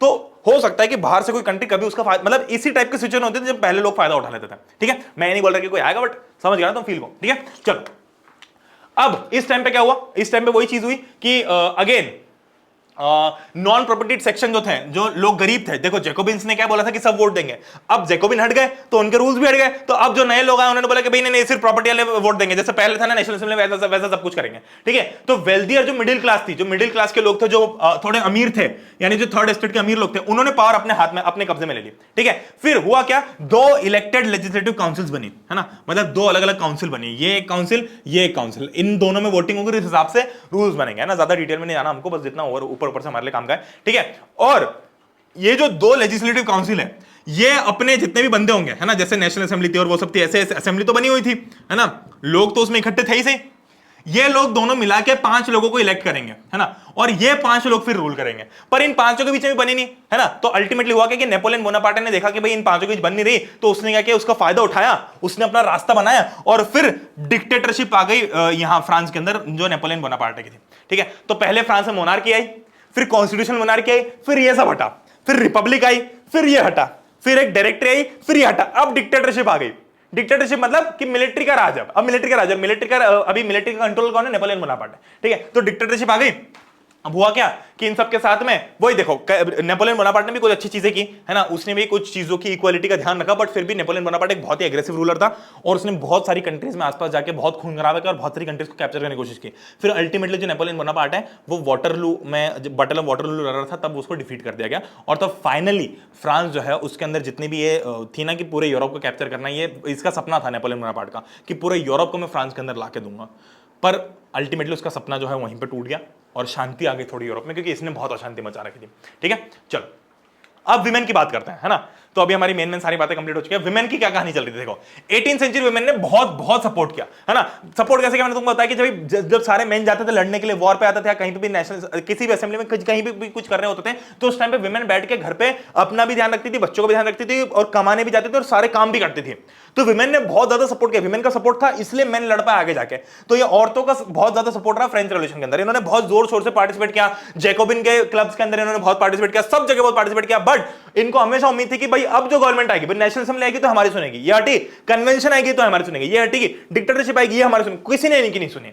तो विमेन की जो भावना है वो बहुत ज्यादा टाइम तक थी और विमेन के जो वोटिंग अधिकार की लड़ाई थी वो बहुत लंबी चली। ठीक है, अब most women had to work for a living, सबको काम करना पड़ता था क्योंकि मेन तो लड़ने चले जाते थे, तो घर में काम कौन करेगा। पर इन लोगों को हमेशा डिसअपॉइंटमेंट होता था कि इतना करने के बाद भी हमको सब पैसिव सिटीजन ही बुलाते हैं, है ना, हमको सबने पैसिव सिटीजन ही बुलाया, और इसलिए इन्होंने खुद के भी क्लब्स बनाना चालू किए। कौन कौन से, जैसे society of revolutionary and Republican women, ये सबसे फेमस क्लब है, ये 1 मार्क्स में एग्जाम में आ सकता है, जो भी एग्जाम में आता है ना उसके आगे मैं EMA लिख देता हूं, एग्जाम में आएगा, ये 1 मार्क्स में पूछा जाएगा।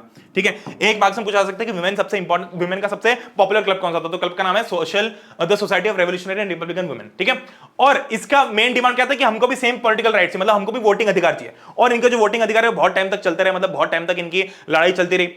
अब रेवोल्यूशनरी गवर्नमेंट के अंदर कैसा हुआ इनका, मतलब जब नेशनल असेंबली आई, जब जैकोबिन आया, देखो लुई 16 के टाइम तो कोई नहीं था, तब तो लोग सारे परेशान थे, बट जब जैसे रेवोल्यूशन आने लगे तो उस टाइम पे इनकी क्या हालत हुई, देखो।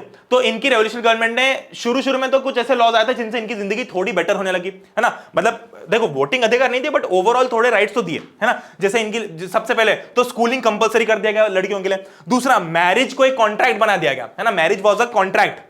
अब वो कॉन्ट्रैक्ट, जैसे आज हम मैरिज सर्टिफिकेट होता है ना, वैसे मैरिज कॉन्ट्रैक्ट बन गया, तो उसी टाइम पर बनाया जाता फ्रांस के लोगों ने। अब लड़की अपने मर्जी से शादी कर सकती है, और उनके पापा, पहले क्या होता था कि लड़कियों के फादर्स बहुत फोर्स करके उनकी शादी करवा देते थे और कोई कुछ नहीं बोल पाता था, पर अब ऐसे रूल बन गए थे जब रेवोल्यूशनरीज आई, मतलब जब लुई 16 रहा, उसके बाद में फिर कुछ कुछ लॉज नेशनल कन्वेंशन ने बनाए, सॉरी नेशनल असेंबली ने बनाए, कुछ कुछ लॉज अपने कन्वेंशन ने बनाए, जैकोबिन ने बनाए, नेपोलियन बोनापार्ट, इन सब कुछ लोगों ने अपने अपने कुछ बनाए। बट कुल मिलाकर ये मोटे मोटे जो लॉज थे वो ये थे। वोटिंग अधिकार तो नहीं मिल पाया, बट बाकी जो अधिकार मिले वो ये थे कि मैरिज जो है वो इजीली वो एंटर और एग्जिट कर सकती है मैरिज के, मतलब अपनी इच्छा से कर सकते हैं, उनको मैरिज नहीं करनी है या बाहर निकलना है तो डिवोर्स भी फाइल कर सकते हैं। डिवोर्स वाज मेड लीगल, है ना, और women could also train for jobs, ठीक है, बट वोटिंग अधिकार नहीं थे, ठीक है।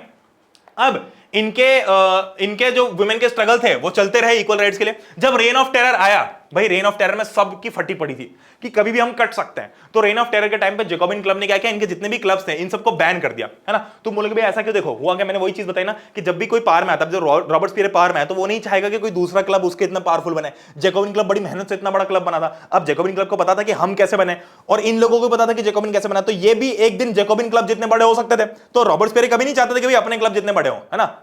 जैकोबिन रॉबर्ट स्पियर में कंफ्यूज नहीं होना, जैकोबिन क्लब का नाम है और रॉबर्ट स्पियर उसके हेड का नाम है, ठीक है, तो कंफ्यूज नहीं होना, ठीक है। बहुत सारी विमेन को अरेस्ट किया गया, बहुत सारे को एग्जीक्यूट किया गया, बहुत सारे को मारा गया रेन ऑफ टेरर के टाइम पे। तो ये सारी समस्या चलती रही, और जो विमेन के वोटिंग राइट्स की जो लड़ाई थी वो अगले 200 सालों तक चलती रही, कई सारी कंट्रीज में।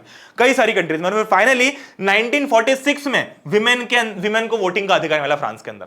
तब तक इनकी लड़ाई चल ही रही थी, ठीक है, चल ही रही थी, और आज भी हम इनकी लड़ाई को याद करते हैं, ठीक है।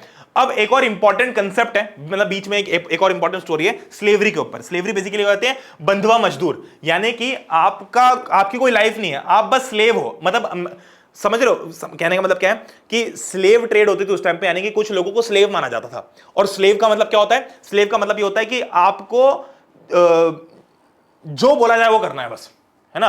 मतलब आप एक वस्तु हो, आपको खरीद लिया, ठीक है। जो अमीर लोग होते थे वो स्लेव्स को खरीद लेते थे, और खरीद के फिर जो करना होता था उनको करें। मतलब बेसिकली वो आदमी ऐसा तो कोई मानता ही नहीं था, मशीन की तरह ट्रीट करते थे उनको, ठीक है। तो स्लेवरी बहुत चलती थी, ठीक है। स्लेवरी कहां चलती थी, मार्टिनिक, ग्वाडलोप, सैन डोमिंगो, यहां पर ये बहुत इंपॉर्टेंट मतलब ये बहुत इंपॉर्टेंट जगह थी करेबियन के अंदर। करेबियन जो एक जगह है, मतलब फ्रांस से काफी दूर है ना भैया, ये अपना फ्रांस है, अगर ये अपना फ्रांस है तो यहां कहीं करेबियन है, समुद्र पार, है ना। और इस करेबियन नाम की जगह के अंदर टोबैको, इंडिगो, शुगर, कॉफी ऐसी इंपॉर्टेंट चीजें उगती थी। अब यहां से यहां तक लानी है ना। अब यहां पर लोग भी चाहिए, तो करेबियन में जनरली कोई जाता नहीं था काम करने के लिए, करेबियन बहुत दूर थी, कोई भी नहीं चाहता अपनी मर्जी से कि काम करने जाए, है ना। तुम सोचो कि भाई तुम लोगों को वहां पर खेती बाड़ी करनी तो अपने घर में कर लोगे ना, वहां क्यों जाओगे करने के लिए, तो कोई भी जाता नहीं था। तो ऐसे में कुछ लोगों ने क्या किया देखो, यूरोपियंस तो कभी नहीं चाहते थे कि वो इतनी दूर जाए, इतनी दूर अपने घर से नहीं जाना चाहता था। तो हुआ क्या कि इस चीज को, इस प्रॉब्लम को, देखो यहां से भाई ये सब चीजें चाहिए, टोबैको, इंडिगो, शुगर, कॉफी, इनकी डिमांड बहुत ज्यादा है। तो लोगों ने सोचा कि अब क्या बिजनेस किया जाए, तो लोगों ने स्लेव ट्रेड का बिजनेस चालू कर दिया। मतलब कि लोगों ने लेजिट लोगों को खरीदना बेचना चालू कर दिया। इसको बोलते हैं ट्रायंगुलर स्लेव ट्रेड। किसके बीच में होती है, बड़ा ध्यान इंपॉर्टेंट है, ये पॉइंट इंपॉर्टेंट है, 1 मार्क्स में आता है ये क्वेश्चन, मैंने हमेशा बताया है ये 1 मार्क्स में आता है। यूरोप, अफ्रीका और अमेरिका, ठीक है, ये 3 ऐसी मेन कंट्रीज हैं जहां पर स्लेव ट्रेड होती थी, ठीक है। अब फ्रेंच मर्चेंट्स क्या करते थे, ठीक है, दो इंपॉर्टेंट पोर्ट्स है, मैं भी समझाऊंगा सब, बोर्दोक्स और नैंतिस, ये 2 ऐसे इंपॉर्टेंट क्या बोलते हैं पोर्ट्स हैं। पोर्ट मतलब क्या होता है, जो आपका जो कोस्टल, जैसे मुंबई है, इंडिया के अंदर मुंबई कैसे बिल्कुल कोस्ट पे, तो Mumbai was a port. Mumbai develop क्यों है, क्योंकि वो अंग्रेजों के समय से पोर्ट है, वहां पर सारा इंपोर्ट एक्सपोर्ट होता है। तो ऐसे इंपोर्ट एक्सपोर्ट करने वाली मुंबई कौन सी थी, इनके पास में बोर्दोक्स और नैंतिस, अफ्रीकन कोस्ट पे थी। जैसे हमारी कैसे इंडियन ओशन के बाहर है, तो वैसे अफ्रीकन कोस्ट पे थी, जहां से अफ्रीका जाया जा सकता है। तो यहां पर जो फ्रेंच मर्चेंट्स हैं वो यहां से स्लेव्स लेके आते थे, स्लेव्स खरीद के लेके आते थे, ठीक है। अब इन स्लेव्स को कैसे किया जाता था, देखो इन स्लेव्स को पहले तो ब्रांडिंग की जाती थी। तुम सोचो, ये आदमियों की बात कर रहा हूं मैं, ये आदमियों की ब्रांडिंग होती थी, इनकी पैकेजिंग होती थी, इनको लेजिट पैक, आदमियों को पैक करते थे, जिंदा आदमियों को पैक करके, इनकी ब्रांडिंग करके, इनको बेड़ियों में बांध के 3 महीने लंबे वॉयज पे लेके आते थे करेबियन तक, ठीक है। तो पूरे के पूरे मतलब अपने फ्रांस से लेके अटलांटिक ओशन होते हुए करेबियन तक पहुंचने में 3 महीने लगते थे शिप से, और 3 महीने बेचारे पैक होके जाते थे। और फिर वहां पर इनको प्लांटेशन ओनर, जो वहां पर जिनकी कॉफी की वो थे, है ना, और इंडिगो के खेत थे, जो अभी हमने देखा ना टोबैको के खेत थे, ये जो खेत के मालिक हैं, अब यहां पर लोग कहां से आएंगे, कभी करेबियन के अंदर लोग तो बहुत कम है, करेबियन के अंदर लोग इतने थे नहीं, तो जो लोग थे वो जनरली मालिक ही थे इनके, है ना। अब इन मालिकों को चाहिए थे स्लेव्स जो काम करें, तो ये स्लेव खरीदते थे, मतलब यहां के लोग स्लेव को खरीदते थे और अपना काम कराते थे, और फिर उस स्लेव के बदले वहां से माल बेचते थे, ठीक है, ये इंडिगो, टोबैको, शुगर, कॉफी ये सब भेजते, तो इस टाइप की ट्रेड चलने लगी। ठीक है, ये देखो ये ट्रायंगुलर स्लेव ट्रेड है, ये ध्यान रखना किसके बीच में होती थी, अमेरिका,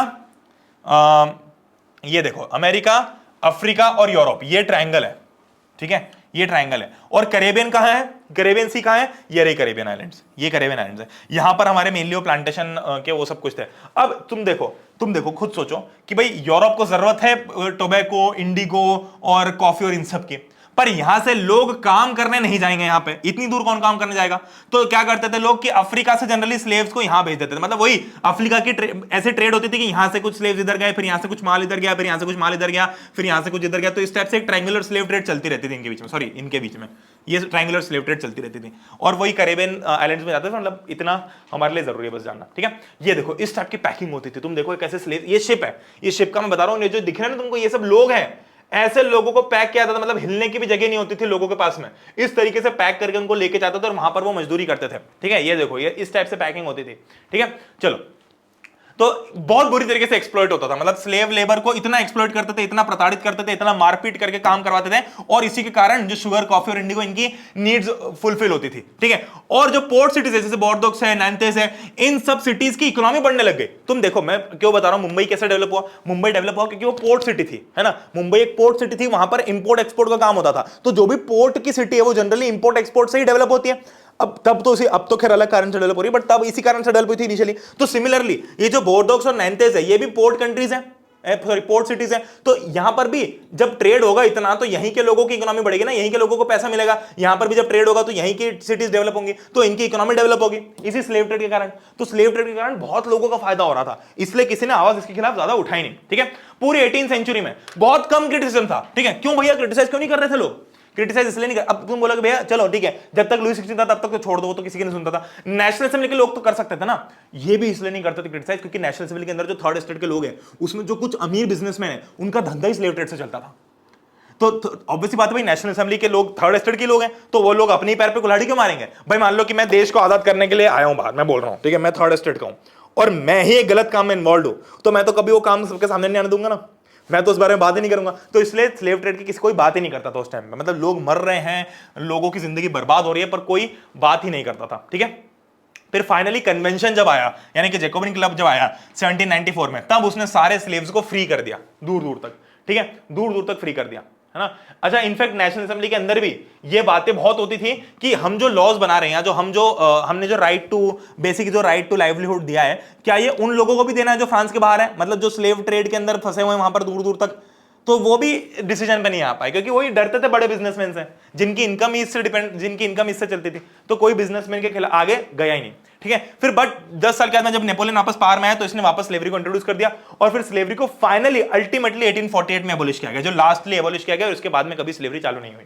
ठीक है, अब एवरीडे लाइफ कैसी थी लोगों की, देखो जो बेसिकली अब चेंजेस कैसे हुए, जब ये सारी चीजें होने लगी तो उस टाइम पे कैसे कैसे चेंजेस हुए। तो सबसे पहले तो जो सेंसरशिप चीज थी उसको एबॉलिश कर देगा। सेंसरशिप क्या होता है कि भाई कोई भी न्यूज़पेपर मेरे खिलाफ कुछ नहीं छापेगा, जैसे लुई 16 ने बोल रखा था कि मेरे खिलाफ कोई कुछ नहीं छापेगा, तो जब लुई 16 हटा तो सेंसरशिप भी हटने लगी, मतलब अब जो है लोग इंडिपेंडेंटली छाप सकते और बिल्कुल सच को दिखा सकते लोगों के सामने। जब तक ऑब्वियसली बात है भाई न्यूज़पेपर है या कोई रेडियो, कुछ रेडियो तो खैर होता नहीं था, बट इस टाइप के जो भी मैगजीन्स वगैरह सब कुछ है, प्रिंट मीडिया है, तो उन लोगों को कंट्रोल करता था लुई 16 कि मेरे खिलाफ कुछ नहीं छापोगे। अब जैसी वोटा तो अब सच बातें बाहर निकलने लगी। ठीक है, फिर freedom of speech and expression ये भी ज्यादा आगे आने लगा और ये बेसिक चीजें होने लगी। ठीक है, फिर अलग अलग सॉन्ग्स बनने लगे, फिर ये जो अपना नेशनल एंथम बन गया। ठीक है, इसकी आइडेंटिटी से इन्होंने अपना नेशनल एंथम बनाया। ठीक है, ये जो आइडेंटिटी थी जब वो लड़ाई करने के लिए जा रहे थे नेशनल असेंबली वाले, तो वहां से नेशनल एंथम बाहर आया। ठीक है, अब नेपोलियन बोनापार्टे की एक छोटी सी बात कर लेते हैं क्योंकि इसके ऊपर क्वेश्चन आता है अलग से, मैंने ये तुमको इसलिए बताया क्योंकि इसके ऊपर 3 मार्क्स का क्वेश्चन आता है शॉर्ट नोट का, कि right a short note on Napoleon Bonaparte. ठीक है, तो short note on Napoleon Bonaparte के अंदर क्या क्या सवाल पूछे जाते हैं, देखो 1804 में नेपोलियन बोनापार्ट ने खुद को एम्परर घोषित कर दिया, है ना। मैंने बताया ना कि डिक्टेटर बन गया था और खुद को इसने अपना राजा घोषित कर दिया, वापस से मतलब राजा की डिक्टेटरशिप घोषित कर दी, तो कुल मिलाकर वापस से पावर में आ गया और अब सिर्फ इसकी चलने वाली थी। ठीक है, अब इसने कुछ कुछ अच्छे काम किए, कुछ कुछ बुरे काम किए। इसका सबसे बुरा काम क्या था कि पूरे यूरोप को कंट्रोल करना चाहता था, पूरे यूरोप में जितनी भी कंट्रीज हैं उन सब के ऊपर अपना राज करना चाहता था, और अलग अलग जगह पे इसने राज किया भी, वहां पर जाके अपने फैमिली मेंबर्स को बिठा दिया और इसने बोला कि I am the moderniser of Europe, मतलब कि पूरे यूरोप को मैं मॉडर्नाइज करूंगा, पूरे यूरोप का ठेका मैंने ले रखा है। तो यूरोप की जो बाकी कंट्रीज थी, जैसे फ्रांस के अलावा जितनी भी कंट्रीज थी यूरोप की, उन सबको बहुत गुस्सा आता था भाई कि ये इतना नेता क्यों बन रहा है फालतू में। ठीक है, इसने बहुत सारे कुछ अच्छे लॉज लाए, जैसे कि प्रोटेक्शन ऑफ प्राइवेट प्रॉपर्टी एक लॉ था, है ना, कि भाई किसी की प्राइवेट प्रॉपर्टी तो प्रोटेक्टेड रहेगी। फिर uniform system of weights and measures, ठीक है, डेसिमल सिस्टम इसने लॉन्च किया, जैसे कि भाई पहले क्या होता था कि किसी जगह पे किलो में बात चल रही है, किसी जगह में पाउंड में बात चल रही है, किसी जगह में अलग ग्राम में बात चल रही है, तो इसने एक यूनिफॉर्म सिस्टम लेके आया कि भाई अपन सर अभी जैसे ऐसा यूनिट होती है ना, उस ऐसा यूनिट को पहले इसने सबसे पहले लॉन्च करा, ठीक है। फिर शुरू में तो लोगों ने देखा कि भाई नेपोलियन एक लिबरेटर है जो कि फ्रांस को बहुत आगे लेके जाएगा और पूरे यूरोप को आजाद करेगा वहां के राजा महाराजा से। पर बाद में लोगों को रियलाइज हुआ कि भाई ऐसा कुछ नहीं है, ये खुद भी वहां के लोगों को आजाद करके वहां का राजा ही बनने वाला है ना। तो ये कोई लोगों का ध्यान नहीं दे रहा है, ये सब जगह बस इन्वेड करके घुसपैठ करना चाह रहा है सब जगह। फिर फाइनली वाटरलू में इसको डिफीट किया गया 1815 के अंदर, है ना। मतलब इतना परेशान हो गए थे जब ये हारा ना, तब यूरोप में शांति आई। पूरे यूरोप के अंदर इसने अशांति फैला रखी थी क्योंकि ये पूरे यूरोप को कंट्रोल करना चाह रहा था, और यूरोप इतना बड़ा है, इतनी सारी कंट्रीज है उसमें, और सारी कंट्रीज के ऊपर कब्जा करना चाह रहा था। वो बोलता था कि मैं मॉडर्नाइजर हूं इस कंट्री का, मतलब इस पूरे यूरोप का। भाई तेरी बात कोई नहीं सुन रहा है, इतना मारा इसने लोगों को, इतना मारा, और फिर इतनी अशांति हुई, ये इतना कैप्चर करने के, फिर फाइनली इसने ठंडा किया, और फिर तब जाके जो पूरी दुनिया है वो थोड़ी शांत हुई। क्योंकि उस टाइम पे इतनी समस्या चल रही थी पूरी दुनिया में कि यूरोप तो ऐसा समझ रही थी कि भाई फ्रांस जो है ना, फ्रांस निकल पड़ा है, पागल हो चुका है फ्रांस तो उसके पास ही था, तो फ्रांस पूरा पागल हो चुका है, पूरे यूरोप को खा जाएगा फ्रांस एक दिन। तो इसलिए लोग बहुत परेशान थे बाकी यूरोप के, ठीक है। बट फाइनली 1815 में इसको डिफीट कर दिया गया और वहीं इसको मार दिया गया, ठीक है। कुछ इसके जो आइडियाज थे वो आगे भी चलने लगे, मतलब इसके मरने के बाद भी इसके आइडियाज चलने लगे। तो कुल मिलाकर जो कंक्लूजन है वो कुछ इस प्रकार का है कि भाई जितने भी लिबर्टी और डेमोक्रेटिक राइट्स है वो सबसे ज्यादा इंपॉर्टेंट थे फ्रेंच रेवोल्यूशन के लिए, पूरे यूरोप के लिए इंस्पिरेशन थी फ्रेंच रेवोल्यूशन 19th सेंचुरी तक। मतलब नेपोलियन सबके मरने के बाद में भी जो सबसे, अब देखो कहीं ना कहीं लोगों ने, देखो अगर कुछ नहीं करते, सब बैठे रहते, तब तो लुई 16 ही राज करता, और उसके बाद में उसका बच्चा राज करता, लुई 17 राज करता, लुई 18 राज करता। कहीं ना कहीं लोगों की सनकी, और लोगों ने सोचा कि भाई कुछ कर सकते हैं, मतलब राजा के होते हुए भी हम कर्ज के इसकी गद्दी हिला सकते हैं, तो लोगों ने उतनी हिम्मत दी और तब जाके वो चीज हुई, वरना कभी नहीं होता। तो ये जो लोगों को रियलाइज होना कि भाई हमारे पास कितनी पावर है, एक कॉमन मैन के पास में कितनी पावर है, ये फ्रेंच रेवोल्यूशन से पता चला लोगों को। क्योंकि पहला ऐसा रेवोल्यूशन था जिसमें इतना बड़ा स्टेप हुआ गया था, ठीक है। तब तक लोगों को लगता था कि भाई राजा है, हम कहीं कर ही क्या सकते हैं। तब लोगों को पता चला कि राजा से कोई फर्क नहीं पड़ता, अगर हमने ठान ली और हम एकजुट होकर राजा के खिलाफ लड़ेंगे तो राजा भी गद्दी से नीचे आ सकता है। इसलिए फ्रेंच रेवोल्यूशन बहुत इंपॉर्टेंट है हमारे लिए, ठीक है। चलो बहुत बढ़िया। टीपू सुल्तान, राम मोहन रॉय, जो हमारे यहां पे भी इंपॉर्टेंट लीडर्स रहे, उनको भी बहुत ज्यादा इंस्पिरेशन मिली इससे, ठीक है। अब कुछ इंपॉर्टेंट डेट्स हैं, ये आप स्लाइड्स में से याद कर लेना, स्लाइड्स की लिंक आपको मिल जाएगी, स्लाइड्स में मिल जाएंगी। तो ये स्लाइड्स में दे रखी जो एग्जाम में आती हैं डेट्स, जो मैं पढ़ा भी चुका हूं सब कुछ, ठीक है। 1774 में लुई 16 किंग बना, 1789 में स्टेट्स जनरल की मीटिंग हुई, 1791 में फिर ये हमारा कॉन्स्टिट्यूशन मोनार्की बना, फिर इस टाइम पे रेन ऑफ टेरर आया, फिर 1804 में नेपोलियन आया, 1815 में नेपोलियन को डिफीट कर दिया गया, ठीक है। चलो अब इस लेक्चर को खत्म करते हुए कुछ इंपॉर्टेंट क्वेश्चंस को देख लेते हैं जो आपके एग्जाम आने की प्रोबेबिलिटी बहुत ज्यादा है। अब ये क्वेश्चंस आपको स्लाइड्स में मिल जाएंगे, टेलीग्राम पे मिल जाएंगे, व्हाट्सएप पे मिल जाएंगे, और ऐप के ऊपर मिल जाएंगे। ऐप पे जाके देख लोगे तो सारी डिटेल में पीडीएफ के अंदर सब कुछ मिल जाएगा। और जो आपका 7 डेज चैलेंज है उसके अंदर भी ऐप के ऊपर आपको कुछ इंपॉर्टेंट क्वेश्चंस देखने को मिल जाएंगे। बट अभी ये क्वेश्चंस वो है जो भाई हम सब कुछ पढ़ भी लेते हैं, बट अगर ये प्रैक्टिस करके नहीं जाता तो एग्जाम के अंदर कुछ समझ में नहीं आता है, ठीक है। तो फटाफट देख लेते हैं। अब जो एमसीक्यू है ऑब्वियसली बात है, ये चूंकि लेक्चर है तो तुम लोगों को ईमानदारी से स्पेस दबा के, पॉज करके, कॉमेंट करके बताना है कि इसका आंसर क्या हो सकता है, ठीक है। सबसे पहला सबसे लल्लू सवाल है कि क्लरी कौन से थे, क्लर्जी कौन से थे। तो फर्स्ट, सेकंड, थर्ड, फोर्थ तो है ही नहीं, आंसर इसका फर्स्ट है, ठीक है, अपने चर्च वाले जो लोग थे वो। फिर दूसरा है कि फाइनेंशियल क्राइसिस क्यों आया था बिफोर द रेवोल्यूशन, ये बहुत ध्यान से रखना कि बिफोर द रेवोल्यूशन पूछा है। तो military spending, high taxes on nobility, ये तो भरते ही नहीं था टैक्स, ठीक है। फिर इकोनॉमिक एक्सप्लॉयटेशन ऑफ कॉलोनीज, ये तो कुछ इतना खास था नहीं। Lavish spending of the clergy lavish spend नहीं करते थे, नोबिलिटी स्पेंड करते थे। नोबिलिटी राजघराने के ठाट बाट थे, छोटी मोटी गाड़ी में बैठने वाले काम नहीं थे, इनके बड़े वाले काम थे। तो करेक्ट आंसर है ए। फिर पीरियड ऑफ डायरेक्टरी कब आया भैया, डायरेक्टरी कौन सा वाला है जिसमें नेपोलियन बोनापार्ट के साथ में 5 बंदे थे और पांचों के आपस में नहीं बनी, आटा बाटा नहीं हो पाया उनका, तो वो 5 बंदे थे। वो कब आए थे, जब किसको मारा था, रॉबर्ट्सपियर को मारा था। किसका क्लब था, जैकोबिन क्लब था। और उस पीरियड को क्या बोलते हैं हम, रेन ऑफ टेरर, जब अपना जैकोबिन जो है वो सबके गले काट रहा था बैठ के। फिर फ्रेंच फिलोसोफर कौन कौन से इंपॉर्टेंट है, 4 नाम बताने हैं, तो 4 के मैंने 5 लिखे हुए हैं, इसमें से तुम याद रख सकते हो। वैसे 4 ही है, सॉरी, ये मैंने लगा कि ये दूसरा है। तो जीन जैक्स रूसो है, ये रोई यसू है, जैसे तुमको याद रखना, मॉन्टेस्क है, वोल्टेयर है, रॉबर्ट्सपियर है, और अपना जॉन लॉक भी है, वो बड़ा इंपॉर्टेंट आदमी है, ठीक है। फिर national assembly completed draft of constitution 1791, इसके फीचर्स क्या कहते हैं कॉन्स्टिट्यूशन के। तो सबसे पहला था कि जितनी पावर है वो नेशनल असेंबली के पास में होनी चाहिए, और ये जो लुई 16 है इसके हाथ से छीन लो, बच्चे के हाथ से, इससे कुछ नहीं हो पाएगा जिंदगी में। फिर जो मोनार्क के जो राजा उसकी पावर्स को लिमिट कर दो। चूंकि आंसर छोटा है 2 मार्क्स का, तो ये लिख सकते हो। बड़े आंसर कैसे लिखना है वो भी बता दूंगा, और वो आपको अपने जो ऐप है उसके ऊपर बहुत सारी चीजें मिल जाएंगी और इंपॉर्टेंट क्वेश्चंस मिल जाएंगे। फिर फ्रेंच रेवोल्यूशन का इंपैक्ट क्या था, people of life of French, तो ये मैं बता चुका हूं। बट देखो क्वेश्चंस आते हैं इस टाइप से, आंसर देखना, आंसर में कुछ याद करना, मैं एक लाइन रीड करके नहीं बताऊंगा, तो ऑब्वियसली बात है डिवोर्स हो सकता है, ठीक है। अपना अगर नहीं बन पा रहा है 2-3 साल बाद, अगर अपने से बैठ नहीं पा रहा है तो डिवोर्स कर सकते हैं, पहले नहीं कर सकते थे। पहले जबरदस्ती शादी में है तो रहना पड़ता था लड़कियों के लिए स्पेशली, अब कोई ऐसी चिंता वाली बात नहीं थी। फिर 1791 के बाद में वही हुआ कि फ्रीडम ऑफ स्पीच आ गई, लोग बोल सकते हैं, सेंसरशिप हट गई, न्यूज़पेपर्स और पैम्पलेट्स और प्रिंटेड फॉर्म में जो न्यूज वगैरह थी वो सब आने लग गई और इजीली लोग स्प्रेड करने लग गए। फिलोसोफर्स ने कैसे इन्फ्लुएंस किया, तो 3 फिलोसोफर्स की बातचीत बता देना इसमें, वही जो मैंने तुम लोगों को 3 पॉइंट, या तो देखो वो 3 स्लाइड्स के अंदर जो 3 पॉइंट थे वो लिख सकते हो। कौन सा वाला, एक तो डॉक्ट्रिन ऑफ डिवाइन वाला रूसो वाला, एक अपना मॉन्टेस्क वाला और एक जॉन लॉक वाला। या तो वो 3 लिख सकते हो या फिर ये लिख सकते हो, दोनों आंसर लिख सकते हो, 3 मार्क्स आपको पूरे मिलेंगे अगर फिलोसोफर्स का इन्फ्लुएंस पूछा गया है तो, ठीक है। तो आप लोगों के लिए अब जैसे ये थोड़ा डिटेल वाला आंसर है, जैसे 3 मार्क्स, वो 2 मार्क्स में लिख सकते हो, 3 मार्क्स में लिख सकते हो, क्योंकि थोड़ा डिटेल में लिखा हुआ है, ठीक है। इसके अंदर वही है कि भाई कहां कहां पे कैसे कैसे प्लानिंग करनी है, फिर प्राइवेट प्रॉपर्टी जो है वो एबॉलिश हो जानी चाहिए, ये किसी ने बोल दिया।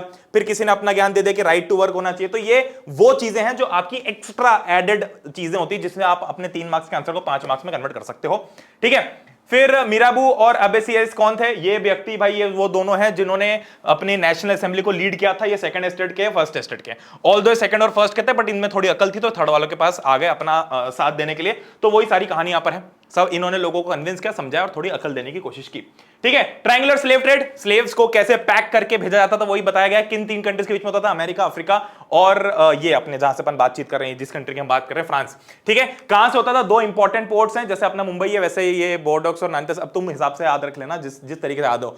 अगर प्रोनाउंसिएशन, हमको हीरो नहीं बनना है प्रोनाउंसिएशन करके, जहां पे एंटोइनेट है वहां पर एंटोइनेट्टे याद रख लो, जैसे स्पेलिंग याद होती वैसे याद रखना, अपना दिमाग मत लगाना प्रोनाउंसिएशन याद रखने के लिए। फिर वही ब्रांडिंग होती थी, पैक करते थे, पैक कैसे करते मैंने बताया। फिर इसके बाद में ये यहां से भेज दिए जाते थे कैरेबियन आइलैंड के अंदर, कैरेबियन आइलैंड में फिर इनका जितना भी टी तो नहीं, कॉफी वगैरह का जो भी ट्रेड थी वो चल जाती थी, ठीक है। तो दैट बीइंग सेड हमने सारे इंपॉर्टेंट क्वेश्चंस भी कर लिए हैं और ये आपका YouTube का सबसे ज्यादा स्ट्रॉन्ग फ्रेंच रेवोल्यूशन का लेक्चर था। तो मेक श्योर कि आप इसको शेयर कर दो।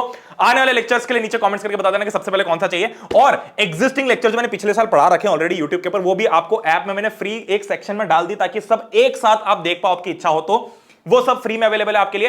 बाकी YouTube पे जो नए सेशन के होते हैं नए सेशन के डाल ही रहा हूं, नई एनर्जी के साथ में और नई वाइब के साथ में। दैट बीइंग सेड हम लोग मिलते हैं नेक्स्ट लेक्चर के अंदर। अगर सब्सक्राइब नहीं किया तो मेक श्योर कि कर लो, इंस्टाग्राम पे फॉलो कर लेना और व्हाट्सएप ज्वाइन कर लो, टेलीग्राम ज्वाइन कर लो, ऐप ज्वाइन कर लो, सब कुछ ज्वाइन कर लो जहां आप कर सकते हैं। और अगर आप लोगों ने पहली बार इस लेक्चर को पूरा देखा हो, क्योंकि आई होप कि आप 9th में अभी आए हो, तो आप लोगों को फील पता चल गई है, और इसी फील के साथ में साल भर हम हाथ पकड़ के एंड तक चलेंगे। और जब जब मैं बोलता हूं मेरी जान, तो आई रियली मीन इट, ठीक है। तो दैट बीइंग सेड हम लोग मिलते हैं नेक्स्ट वीडियो के अंदर। तब तक goodbye, take care, love you all, जय हिंद, वंदे मातरम।